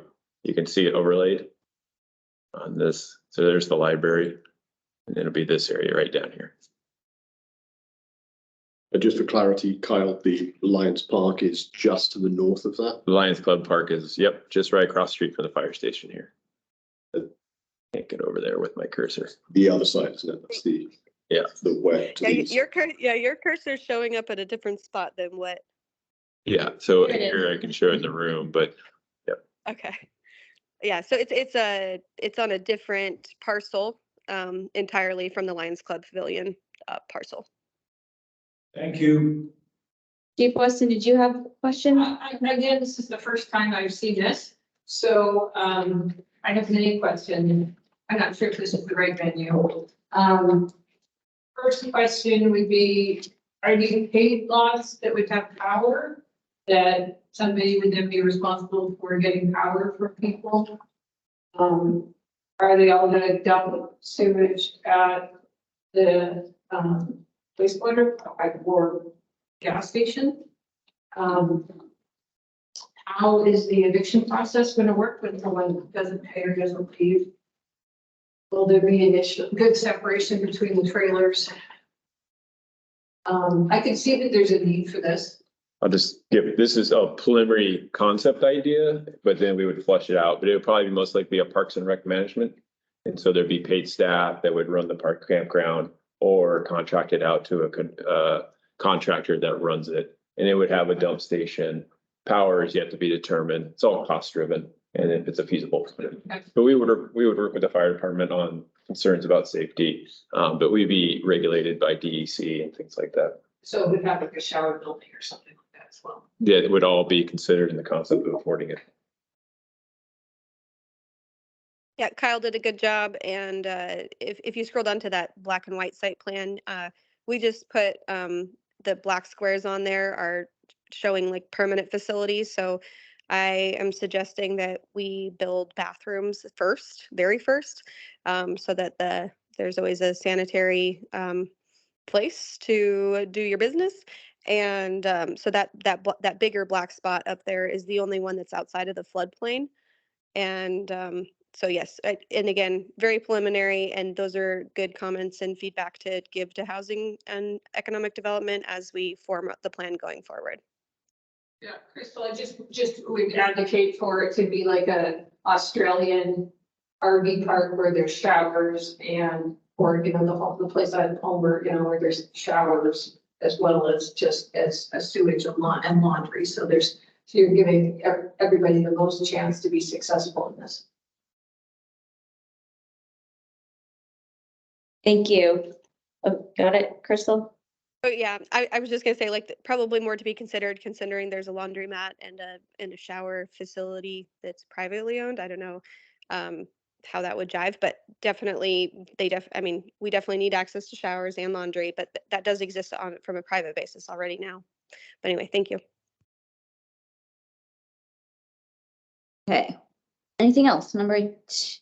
Yeah, just last question on this. So there's a bunch of work to be done on this just to come up with a set of general guidelines before it becomes anything close to an action. What's the sort of timescale for that, do you think?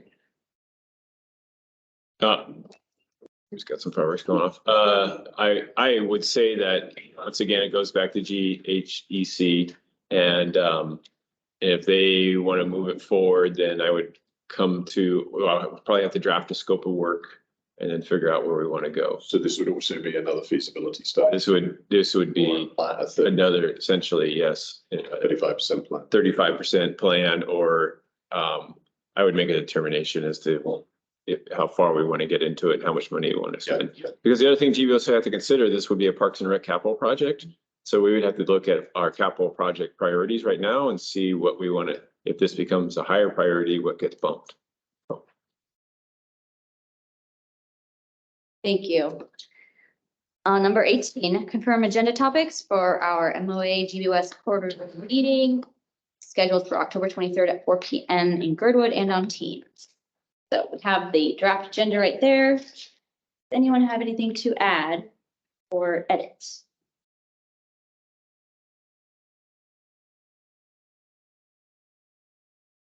Margaret. So earlier today, I heard from Jennifer. I'm sorry, not finding the paper that I'm looking for. And we added, there are 2 separate elements having to do with seating an HLBAC member representing Girdwood. So by code, there's a member who represents Girdwood, and then there can be other members. And right now, there happens to be one other. And I believe that Jennifer and some others have been talking about perhaps trying to add to that number in code potentially, or somehow. So the question of an HLBAC member representing Girdwood, as I understand it, has been resolved. That Mr. Tenney currently represents Girdwood. He is outbound, but there are applicants in the mix, and one just needs to be selected and named to that body. So as far as I know, that one is going along, but that could be something that you want to reconfirm in the meeting. As far as how you add other members who are from Girdwood, and then, the question of what representing Girdwood means, because no representative from Girdwood has ever been elected by Girdwood or even nominated by the Board of Supervisors to hold that seat. So anyway, that element is still out there, but what I did for this agenda was add another line that said seating of additional members from Girdwood to the HLBAC. So as usual, it's not as simple as it seems. And was there another change that we talked about? No, well, I was just gonna say if I could follow up a little bit on the agenda item that reads overall structure of HLB. So that I had two thoughts, one of which was that I just kind of didn't want to concede right up front with just having a solo member. So that was kind of that's my emailing back and forth with Margaret about that. But in terms of overall structure, we've talked about this a little bit on this board already, and we had some responses about HLB structure in general that were included in our work plan response. So I do think we have a couple of points, and I just want to make sure that the board's on the same page with it. One of which is asking for increased representation on HLBAC, and then the other is asking that representation be derived from nominations from GBOS rather than just the mayor randomly picking somebody, which is not entirely fair. That's not exactly how it's working right now, but I would love to see I would love to see that things work through GBOS instead of just, I'm trying to figure out a way for us to have some representation, but to be clear, I'm not trying to change code at this time. I'm trying to work within the code that we've got. The code that we've got says one member from GBOS, but that doesn't mean that's the only, one member from Girdwood. That doesn't mean that's the only thing we get. So I feel like we can ask within existing code to have representation that reflects, I don't know how many people were here for the earlier HLBAC meeting, but the map that shows HLB land around Girdwood is stunning. We are surrounded by HLB land. Yeah, I want to include the quip. It was a good one. We really are surrounded by it. And the percentage of, I had been focusing on the percentage of the HLB holdings that are in Girdwood, which is around 50%. So I feel like we should have 50% representation on HLBAC. But another way to look at this is the absolute outsized impact HLB decisions have on our town. And that's abundantly clear from the map. And we're surrounded by pink squares from HLB. So there are a couple of things that I would like to see this board officially ask. One is for more representation on HLBAC, and the other is that the nominations come through GBOS. And I'm checking if we have agreement with that on the board. Thank you, Jennifer. Go ahead. Yeah, I mean, I agree with the idea. I think from a process point of view, we need to have an actual decision by the board. We go ahead and say, this is what we want. I don't know that we're there yet. Maybe this can act as initial discussion, where we can just throw around some ideas and see what we're amenable to. But ultimately, it probably would require a code change, and that would be an assembly action, not a municipal, not a management action. Which aspect are you saying we need the code change? Well, to actually get you to really, I mean, we could ask, but it's just they can say yes and not do it. It's if we actually want this to be really effective and to be a real requirement, we'll have to get it to be changed. That's all I mean. We should ask as a matter of principle or policy. Perhaps they could do this. I would extend it a little bit beyond just Girdwood and say Turner Canal as well. Okay, all right, fair. Communities. And then I do think that we did have board discussion at least about wanting more representation on HLBAC. The new piece. Decision. That's all I meant. Didn't we though? I believe we included it in our work plan response that we wanted more representation. I think we did, yeah. Our comment. That doesn't have concrete. Go back and check that. That is official decision, yes. They responded to those comments. I don't recall what they may have said, except noted. Exactly. I think they said noted. So let's keep noting. Yeah, so we can follow up from that. That's what I mean to do. Yes. The other piece was a new ad, so you're right. I would be curious to have this discussion. I've talked to them a little bit about it, but I think it's time I would like to talk to the community about it before kind of blindsiding them with, here's our position. So let's just talk. We're not making an official ask and we're not officially changing code at this juncture. Let's just talk to them about it. And do we have to ask for any other people to be attending this meeting from HLB to have that discussion? Or are we inviting? We'll recommend for the director and Emma to be there from HLB because municipal manager won't be able to address these questions. Okay. Anything else from the board? Guy? I just have a question. You had mentioned the applications to be on the AC advisory committee go through GBOS. That is a potential ask. I'm not saying that we've decided on that. I'm not, but And right now, it does not, right? Anybody can not. Because it's there. So the quote unquote Girdwood representative is just somebody who happens to live in Girdwood that the mayor picks. So that person could not even feel connected to the community or not mesh with how the community wants to see the land use or whatever. They could just be completely, it could be a buddy of the mayor's who recently, like last year, moved down here, right? It means nothing about how connected they are to the community. And this is actually a similar thing to the way, say, some like the bar association makes, this isn't unheard of in the state. This is common for organizations to make recommendations for who the representative should be. I don't think this is in a way, this isn't a big ask, but in a way it is. Right.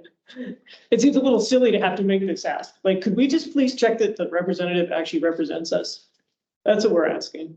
I worry a little bit about us by people having to vet buddy that wants to apply and, maybe make it more difficult or, whatever the case.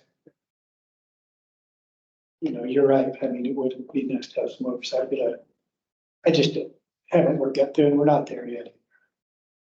Amanda? Maybe a compromise would be, especially if we're requesting additional Girdwood seats, at least one is a recommendation by GBOS or something. Thank you. As opposed to all of them. Right. So again, why don't we just start having a conversation and see what happens? And a part of me wants to ask for what we really want. And what I really want is those representatives to represent Girdwood. I don't think we're going to get it, but I don't see the harm in asking. So, especially not at this stage of the game. We're not. It's only an ask. It's not an official letter. We're not talking to the assembly. We're not writing a resolution of anything. We're just talking to HLB and the muni about trying to consider ways that we can avoid things like last year happening. I think that when I look back at what happened with the Holton Hills thing, a lot of it was a miscommunications and disconnect in understandings and priorities that wasn't entirely necessary. I would like to see development be able to move forward without us having to engage the entire community to get our voice heard. That is not the most efficient or the most compromising way of business. Well, I thought the biggest disconnect was the AC really had no heat, it seemed like to me in the final decision making that they made recommendations, but there seemed to be the word advisory is in their name. Yeah. One thing I would add really quick, I don't really know how to formulate this, except that since I've been paying attention to HLB, I feel like we've been fairly fortunate with who is representing Girdwood, that they volunteered their time and they aren't on 4 other boards in Girdwood, because generally people on boards are on more than one board, and to do that application and have a career or live being partially retired, it's a lot of extra work. Yeah. So it's a big ask to ask anyone in our community to also take on that responsibility, even though it's not many, many years, but it's still an ask. So there's only so many of us in Girdwood, but there are lots of great people. We have some comments or questions in the audience, so in the room. If I may, Seth Bowie, a powerful argument might be the number of acres per resident affected. Because it would be half an acre or less in the Anchorage area and probably up in, but by doing that math, one person, one vote, kind of a taxation without representation argument. You know what I mean? Thank you. Can I make one comment as a devil's advocate? I don't know if you saw the, like the Indian bird map. They would have most of the people on the board, because there's a big, huge parcels there that are, nobody lives. But I agree. I mean, there's something to do this. Yeah. I think we should I have think at least one other member telling that's part of the discussion. I mean, I do. I appreciate it. Invite them as well. Kyle? One thing to keep in your back pocket here is this discussion is pretty broad, and we tried to do this meeting in an hour. And so I think what thing it should lead to is a suggestion of a meeting directly with the HLB staff.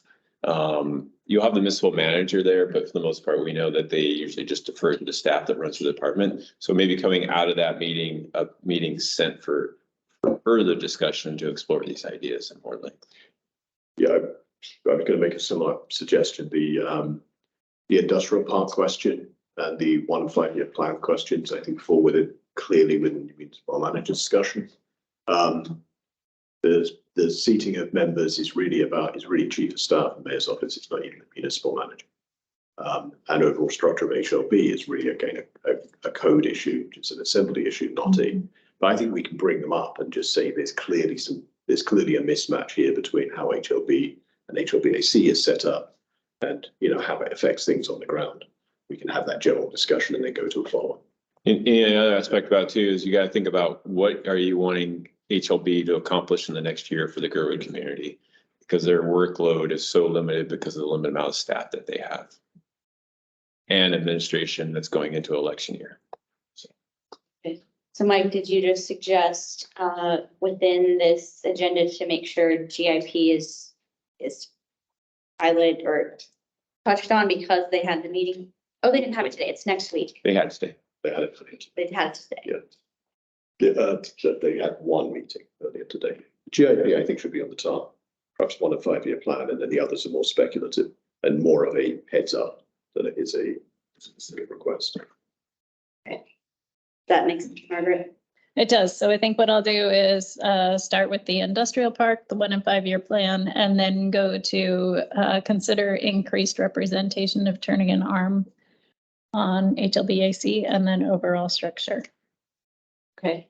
Or thank you. Maybe I'll flip those. Does that sound like I've captured the 4 topics? Okay. And then the cemetery one I kind of put on because I heard where things were, not necessarily today, but before today. So I don't know if you feel that this is a conversation to have at this time or, forecasting into next week, whether it's a conversation that needs to happen. Or maybe the question is, what can we do to assist the I think that's effort? a great question to ask. What you were just going to say. Okay. So leave it keep it on there, I think. I mean, in practice, any action is coming from the assembly, not the municipal manager. So I guess we can ask why they took it off, but that's about the only thing you can answer. Well, yeah, and I don't want to end on a negative note. Exactly. So I don't know, perhaps Randy or Zach will be there, but if they're not, then it's not really a useful topic with the staff, right? I see. So I was going to suggest perhaps broadening this out to the topic we were discussing earlier about the general issue of bonding and funding capital projects. This also ties into why our budget looks different this year, because most of that increase is from increased capital contributions. we don't have these other options. So we could perhaps just explain a little bit of where we are in the budget and, you know, why we're sort of semi-excluded from these other options. So again, we're looking at an outgoing administration. And They may be no, or elected. maybe not outgoing. I didn't Maybe re-elected. forecast that. Oh, no. That's what I meant to say. Yeah, whatever.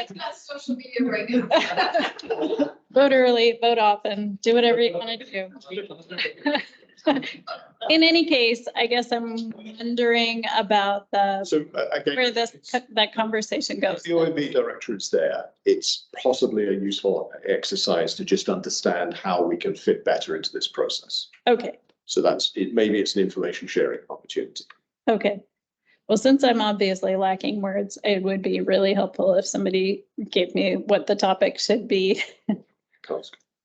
Yeah, I'll have to find actually who the OMB director is now. Just changed. So they're going to be definitely in the fire hose method. Yep. Learning thing. So we'll explore that option. I know the OMB director just moved over to Public Works, which we're very excited about. So so she's been with the city for a long time. So deputy was presenting at the budget assembly meeting last week. Yeah. The other thing, sorry, do you mind if I ask? Oh, I was just gonna say, we could amend it if we had to, but I think this is a good step. So, Mike, what were you gonna say? There were a couple of things discussed at the last meeting that we were going to get follow-ups from the municipal manager, and I just wondered if we did. Right. I'd share it with you if we did. Could we remind perhaps the office that they were going to, and planning? I think it was around planning in the airport and issues around that. If not, perhaps we would bring it up again. Yeah, we could ask them if they can provide updates at your next meeting. Yeah, or even before then. Yeah. Then we don't have to discuss. Can see what they were. So information sharing. OMB was. There were some questions about airport and the position Okay. of Department of Law. And Chief Austin, could you please come a little closer to the mic for your comment? Could, at the quarterly meeting, could we add a discussion of the EMS budget? Since we're still funded at the 2021 level? Can we just mention it? One sentence? Put it up there.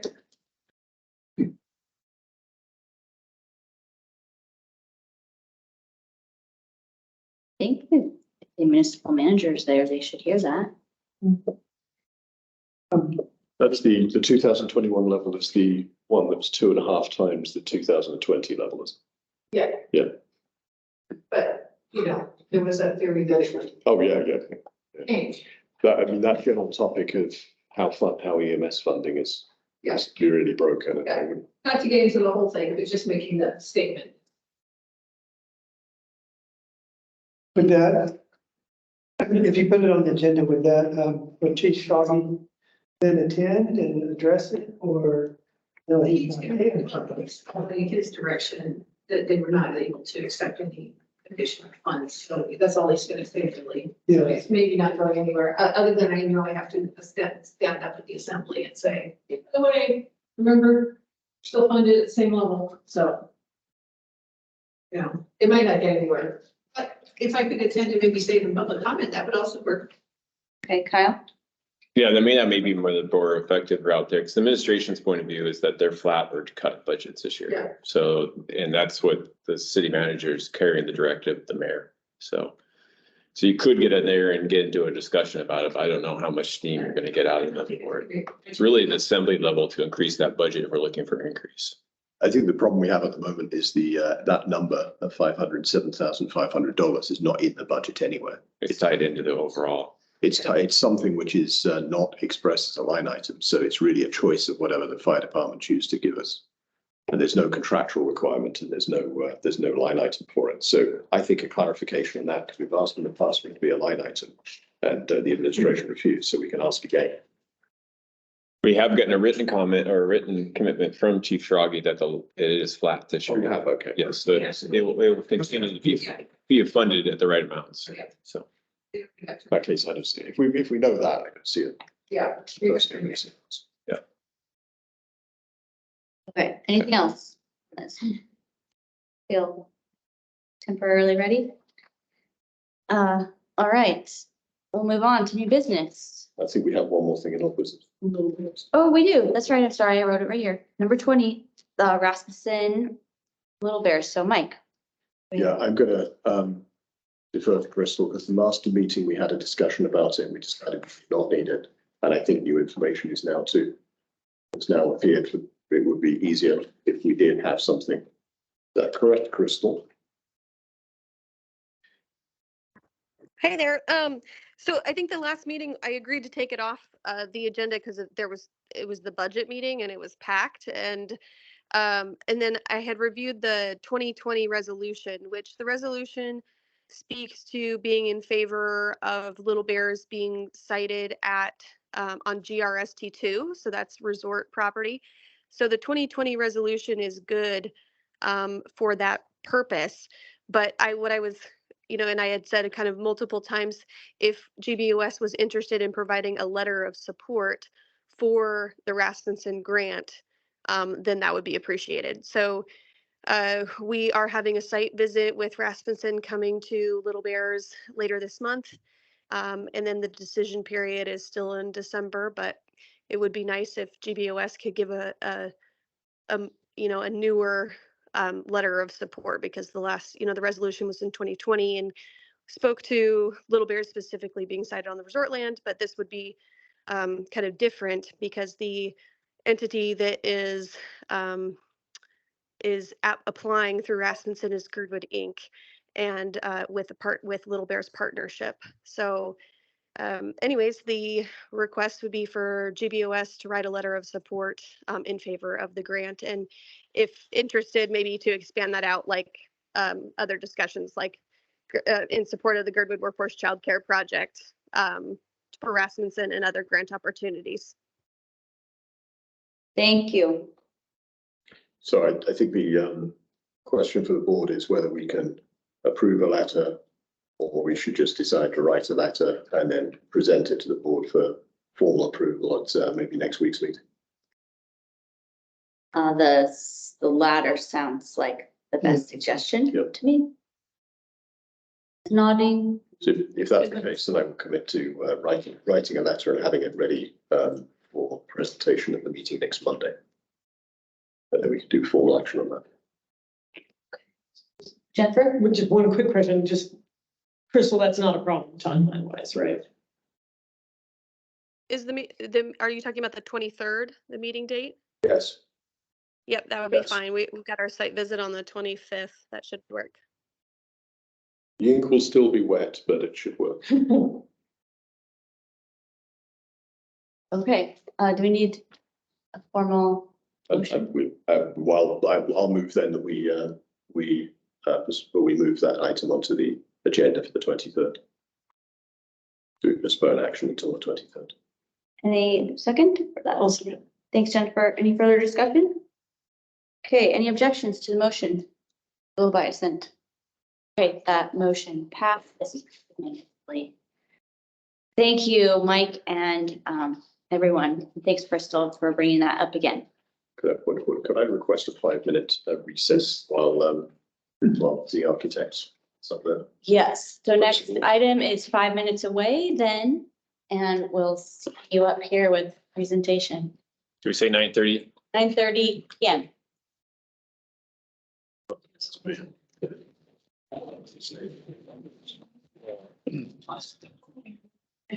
gonna do the same deal we did last time. Here, I'll put up a quick note so that people come online when we're in recess, and then you guys can jump in. Screen share.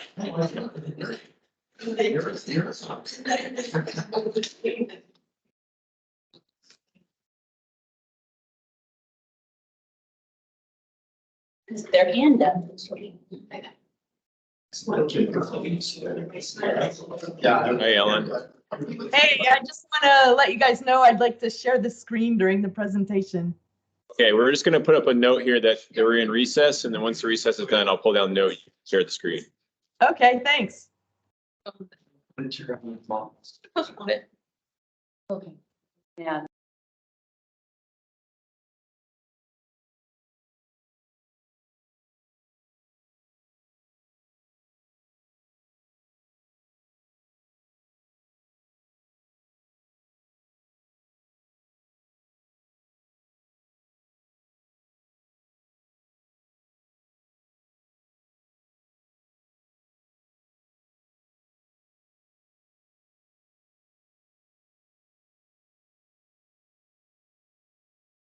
January.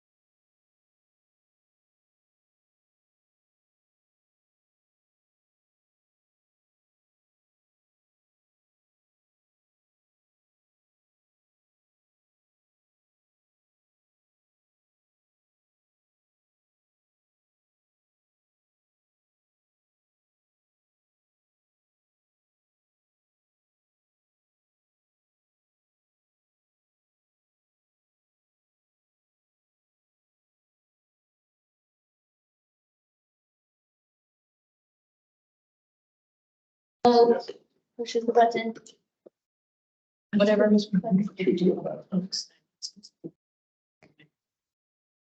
All right, Ellen, it's all yours. Hey, Ellen, can you put it on the location plan sheet, please? Yes.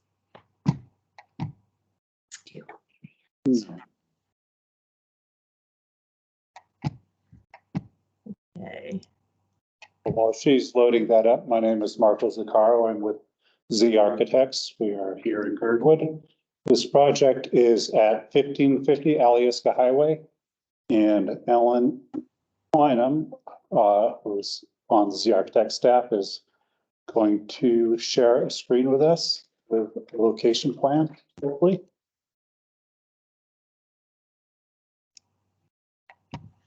Can you guys see it? We cannot see it. Okay, let me try that again.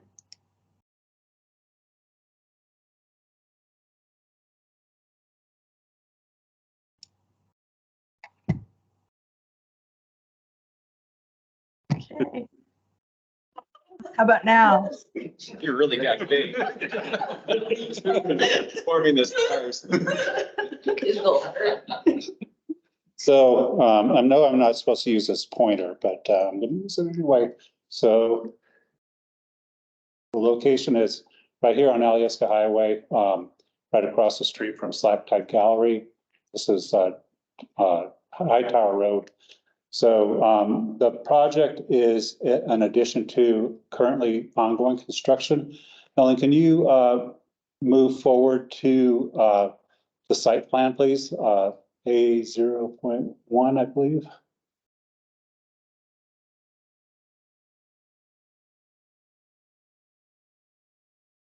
One more. A0.2. So at 1550 Alyeska Highway, there's two duplexes being that are nearly done being constructed. You've probably seen them down off the highway. And those are These two. Located, yeah, Ellen can, yeah, that's perfect, Ellen. So that's those two buildings. There's a large stream setback. It's not a large stream, but it has a large setback that runs through the middle of the property, kind of from the Alyeska Highway down towards the lower left corner there, leaving a pocket up in the upper left for 3 duplexes, and that's what we're working on now. The duplexes are about 2,000 square feet each with the garages. And Ellen, can you go up to the first rendering sheet? To back up a little, we had our initial presentation before Girdwood Land Use Committee. Last week, we went through the project in depth, so I'm gonna kind of try to keep it a little brief here tonight.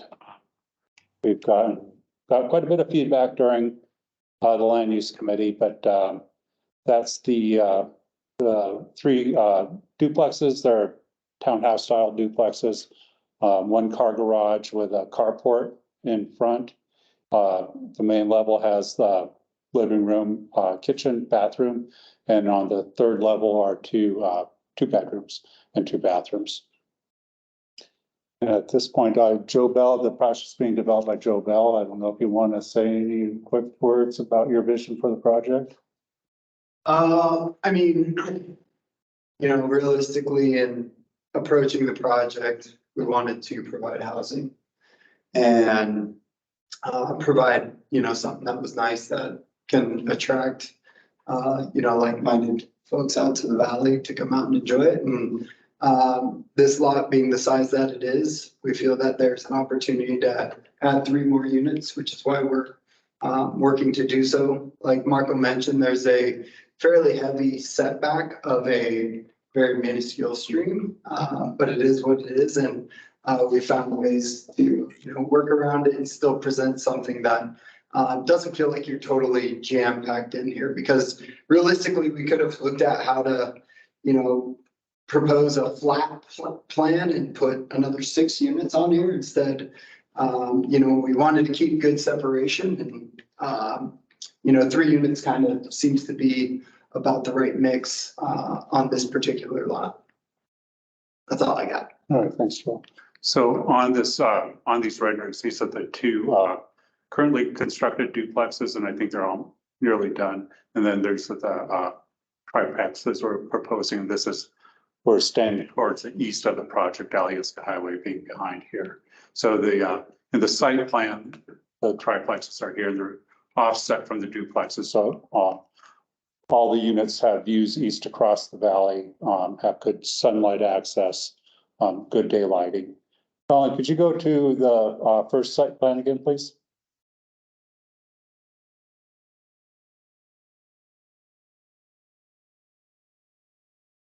So I don't know, obviously can't read this document on the left-hand side. The overall density, number of units, floor area ratio, permeable surface are well below what the lot could support legally. So, yeah, so we're well within what code would allow on the property. Now, in this particular area, it's zoned for multifamily residential development at 4 units to 8 units, at less than 4 units per acre. We have a use by right. So we were able to develop these four units down here just with a land use permit because that the property is 1.5 acres. So that equals dwelling units per acre of 3.2. With these 3 additional units, we're at a DUI of 5.6. So between 4 and 8 dwelling units per acre, we have to go through a land use or conditional use permit process. As part of that process, we were required to have a community meeting, which is part of the Anchorage conditional use permit requirements. And the community meeting was last week at the LUC, where we received some spirited discussions about the project. But the 2 primary things we took away as designers, one was the south wall of this particular unit. Tyler and Liz live next door on this property. Molly, can you go to the next site plan, please, with Ariel?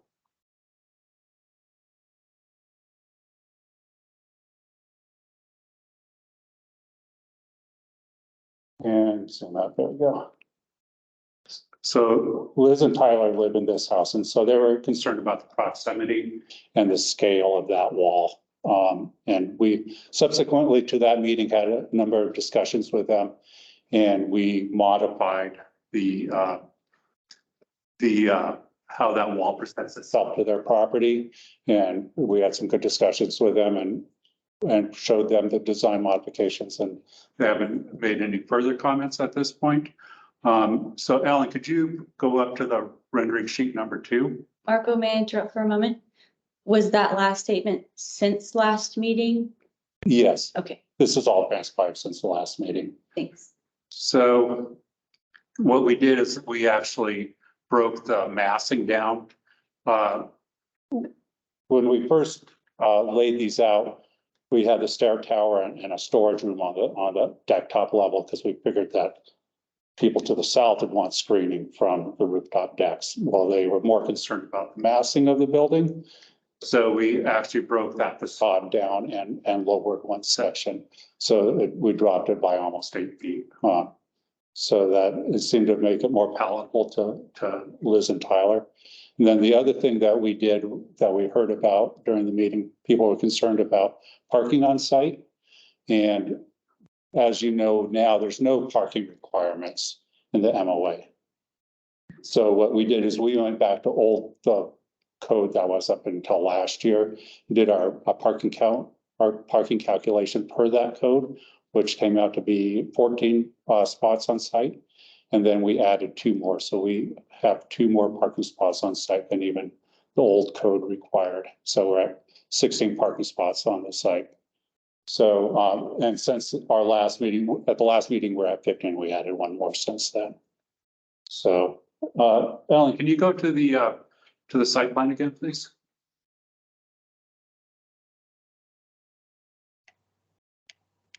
So, yeah, and Alan, can you show where the 2 parking spots are, the 2 basically overflow parking, guest parking spots. Are on the, and those are accessible from both units equally. I'm not sure how much you want to get into the building plans themselves. It's not really material to zoning. They're pretty basic townhouse layouts. Ellen, if you want to quickly spin through the rest of the drawing set, I can speak to the rest of the drawing set. So that's the first floor plan. There's an enclosed garage and then a carport out in front, which allows for a really small footprint, which helps fit it on the site with a vehicle maneuvering, the stream setbacks, etc. And so next floor. So that's the main level kitchen and living room, stairwell, pretty straightforward. So next level, please. Master bedroom and a standard bedroom on third level with master bath and then a regular guest bathroom. And then go up to the next level, please. This is the third floor, or the rooftop decks, and we're showing hot tubs on 2 of these, but we're proposing that the unit furthest to the south may not have a hot tub associated with it. Just for, again, increased consideration of the neighbors immediately to the south, since they're the one who are most impacted by the project. And now you can spin through the elevations real quick.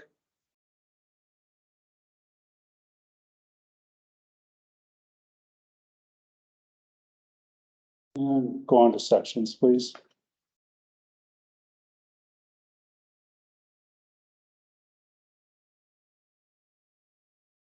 And we can leave it at that.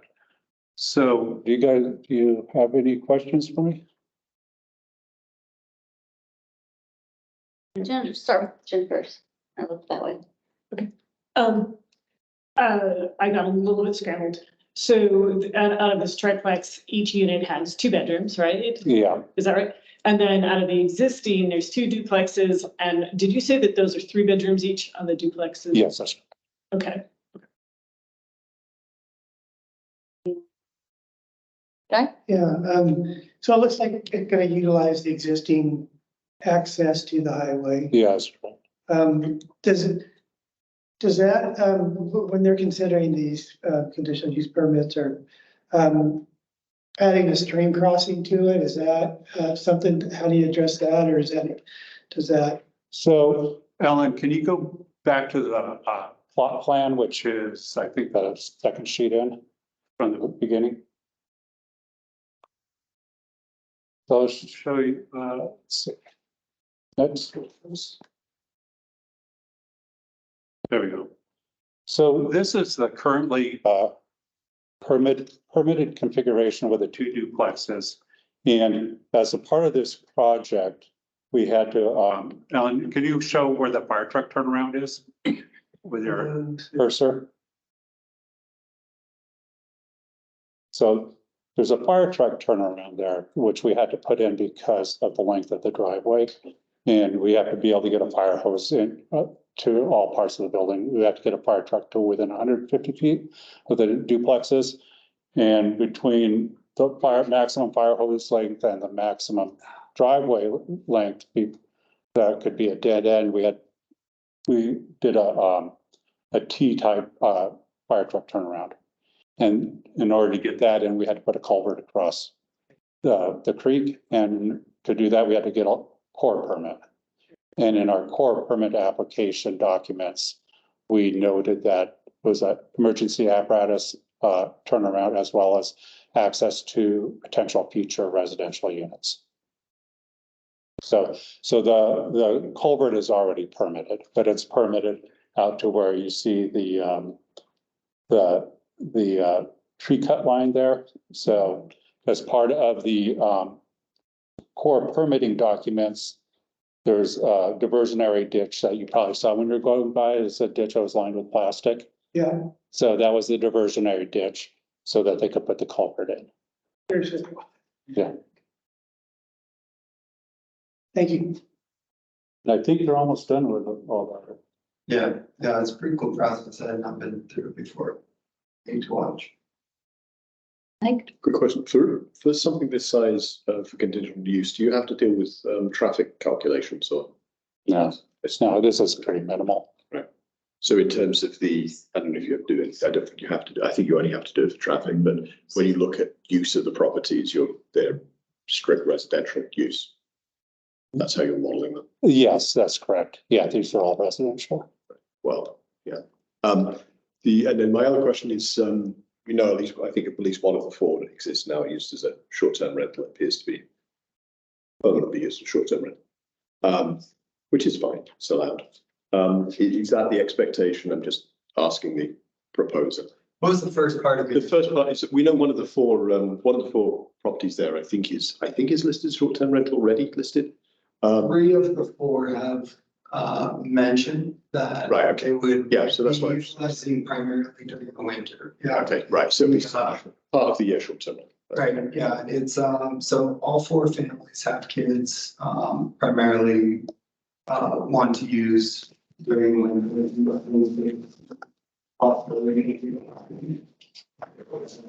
That's what I'm just trying to understand on experience.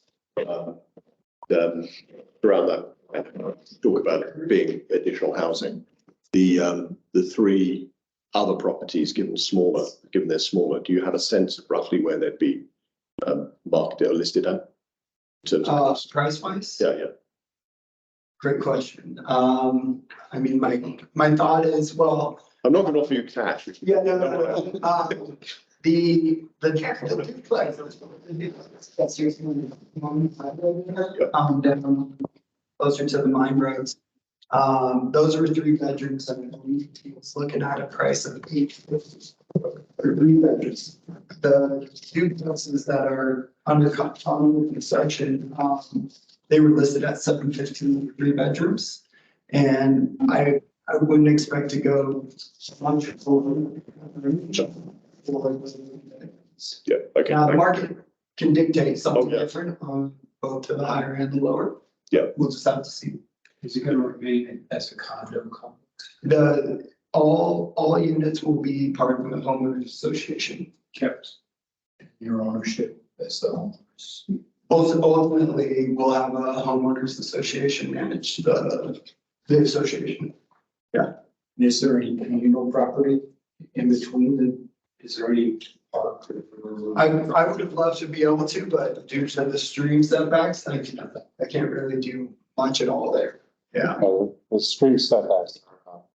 Can't really, there's not much you can do with them. It's So just to finish up my point, this is not criticism. This is just the way the market is and the way everything is at the moment. But for those that attended the comprehensive plan meeting last week, there was a diagram of what we need in terms of accommodation. I think housing, and I think it went up to 200% of AMI. And this would be around about, based on those prices, around 320% of AMI. So if you extend that diagram all the way round down to the sort of 6 o'clock position, that's roughly where it would be. And actually it'd be about 5 o'clock in terms of that overall diagram. So we know we're in this situation where what's actually being built is extremely high-end housing that almost nobody who lives here could afford, let alone.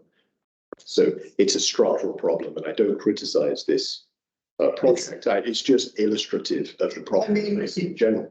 If I'm just able to speak frankly, the costs of, I mean, before you even get into the dirt, the costs out here are like, they just are, right? And without trying to gouge a market, right? We put a price on those duplexes that we felt really good about, and we knew we weren't pushing the limit there. I mean, I have my real estate license, so I know the market extremely well. And the challenge is you do have parties that come in and drive up the price in some cases, depending on what it is, right? So it's expensive to build, and you have a willing market. Yeah, that's right. So these two things are tied together. Right. It's just illustrative of the bigger problem. We keep hearing that if you just build more housing, the problem will be solved, and clearly that is not the case. You know, I mean, I'll get off topic. We should discuss this probably separately. Exactly. So I have one, I think, is the completion of the triplex predicated on selling them? Have you sold them or The initial 4 units. the triplex? Oh, are they, no, like, are they gonna be pre-sold? Yes, so that you can finish them. I mean, ultimately, we will, put them out to market, once they are approved. But they're not necessarily, having contracts in place doesn't really predicate whether we'll move forward with the construction or not. It's helpful because you know you have a willing buyer on the other end, right? But ultimately, those units will get built. And how long does the conditional use permit last? If you're. Boy, good question. 18 months, something like that. We have to move on it. So I don't know. I'd have to look. I think we had another question. Yeah, I think that I got thinking about this after your land use presentation. There's kind of an interesting conundrum on this where if you're not limiting the amount of short-term rentals, which I get because it does, I understand that it decreases the value of the land in each unit. So that makes sense to me.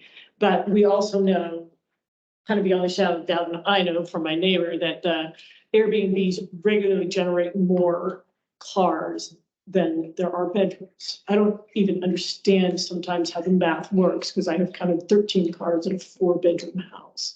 But it just happens so regularly. And here, I appreciate that you have more parking than what the muni is requiring, but there's an interesting thing here with the muni's change in the parking requirements which is that you can't go around the block here or park somewhere else. Like you're up against Alyeska Highway, which has no parking at all, right? And then across the street is more, there's no across the street unless people are in parking lots in a private business.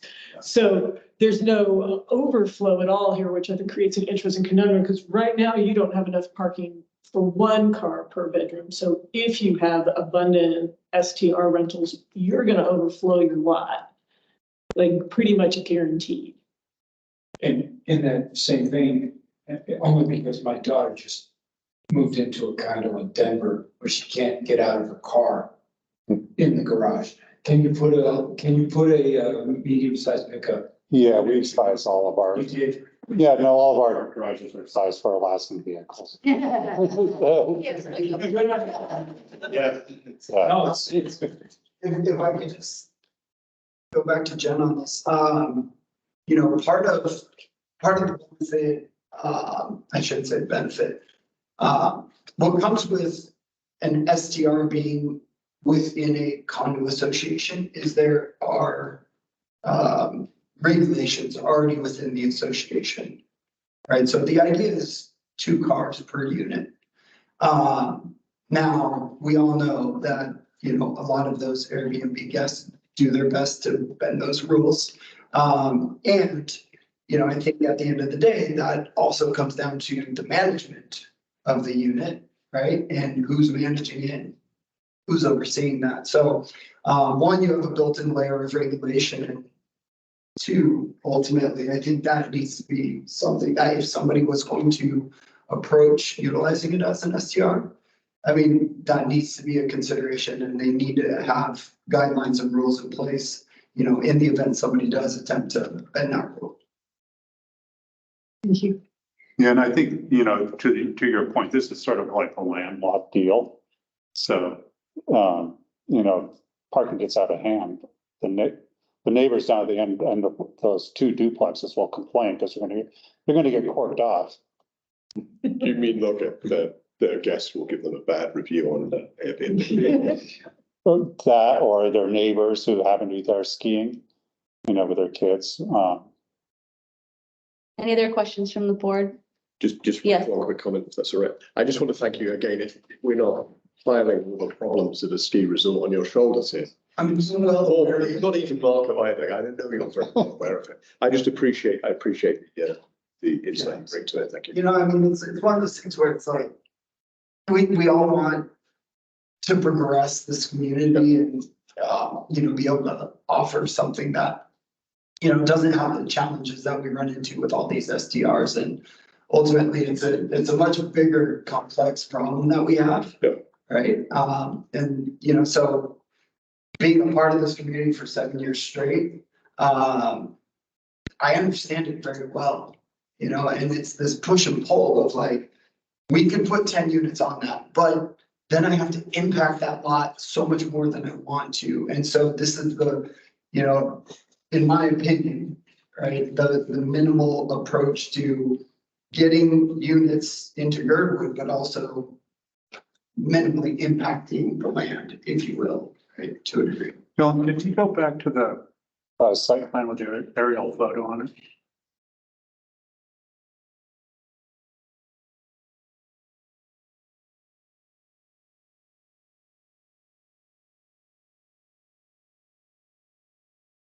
Those are the stream setback. It's actually reasonably low density as far as these, you know, multifamily housing developments go. Jennifer? I just want to say one other thing. I also really appreciate your attitudes and working with the neighbors. That's great, guys. It really is. And that's the point of the community meeting. You know, it's not just for people to vent. But it's to get positive criticism, you know, that you can act on. It's like, you don't like the wall. Okay, great. Spent the rest of the night awake thinking about how to fix the wall and came in the next morning and did it. Thank you. Okay, anything else? Just a quick process question. When you anticipate the application? So we have to have a pre-app meeting and we have the form work filled out for that. So once we get the pre-app meeting done, we'll get muni comments and see what kind of muni comments are, if there's anything that requires work on our part. If not, then we'll submit the application. That's probably a month best case, fastest, yeah. And then about another 2 to 3 before it becomes planning. Yeah, so it's 2 months or so before the staff packet comes out, something like that. Thanks for reviewing that. Okay, thank you. Thank you. Oh, I know we.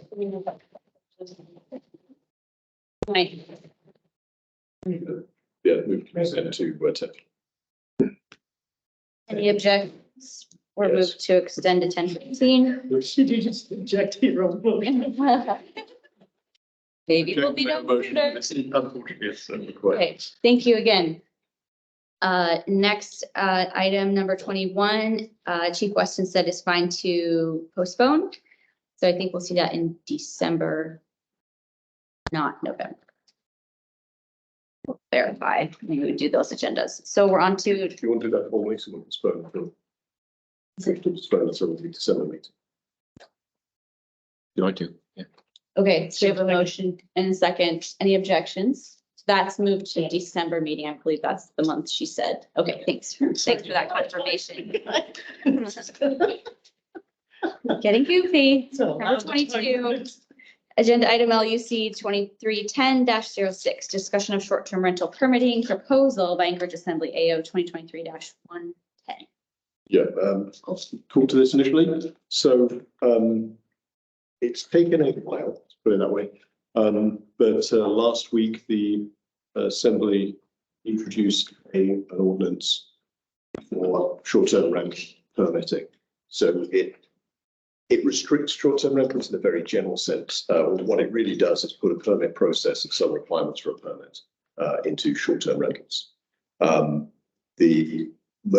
lot of the things we hear about problems in neighborhoods, such as parking, too many people, noise complaints and things like that, are covered by the permit process. A lot of the bigger impacts to communities like us, which have a large number of short-term rentals, are not addressed at all. Potentially, I'm still looking into this, but potentially this proposal would actually cut off and not allow us to pursue some of the regulatory processes which have been used with some success in other resort communities.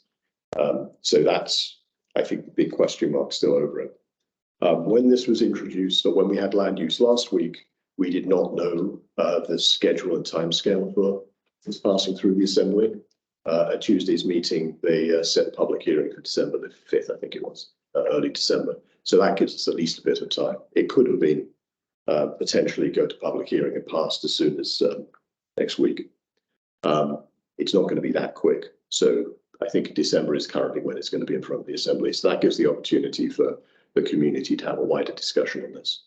But I want to make sure it's on the agenda and we're all aware of it. If there's any particular questions about it, we can touch on them now. If not, we can move forward and get comments from land use and GHC and see if we want to do anything and respond to it. Thank you, Mike. Is the AO on the website of the assembly the most recent updated one? That's the one that was introduced. It is likely there will be an S version. And I don't know when we'll see that. It might not be until just before it could even be on the date of the public hearing. Oh, thank you. Okay. Sometimes that has not been managed in a way that's very accessible for public comment. Okay. Any questions from the board? Or comments? You're in the room. Okay, well, that's quick. Anything else? Reports? Move. I would entertain a motion to adjourn. Second. Mike got the second. We're adjourned. 10:02. Thank you, guys. We'll get there. Thank you. Thank you. Thank you.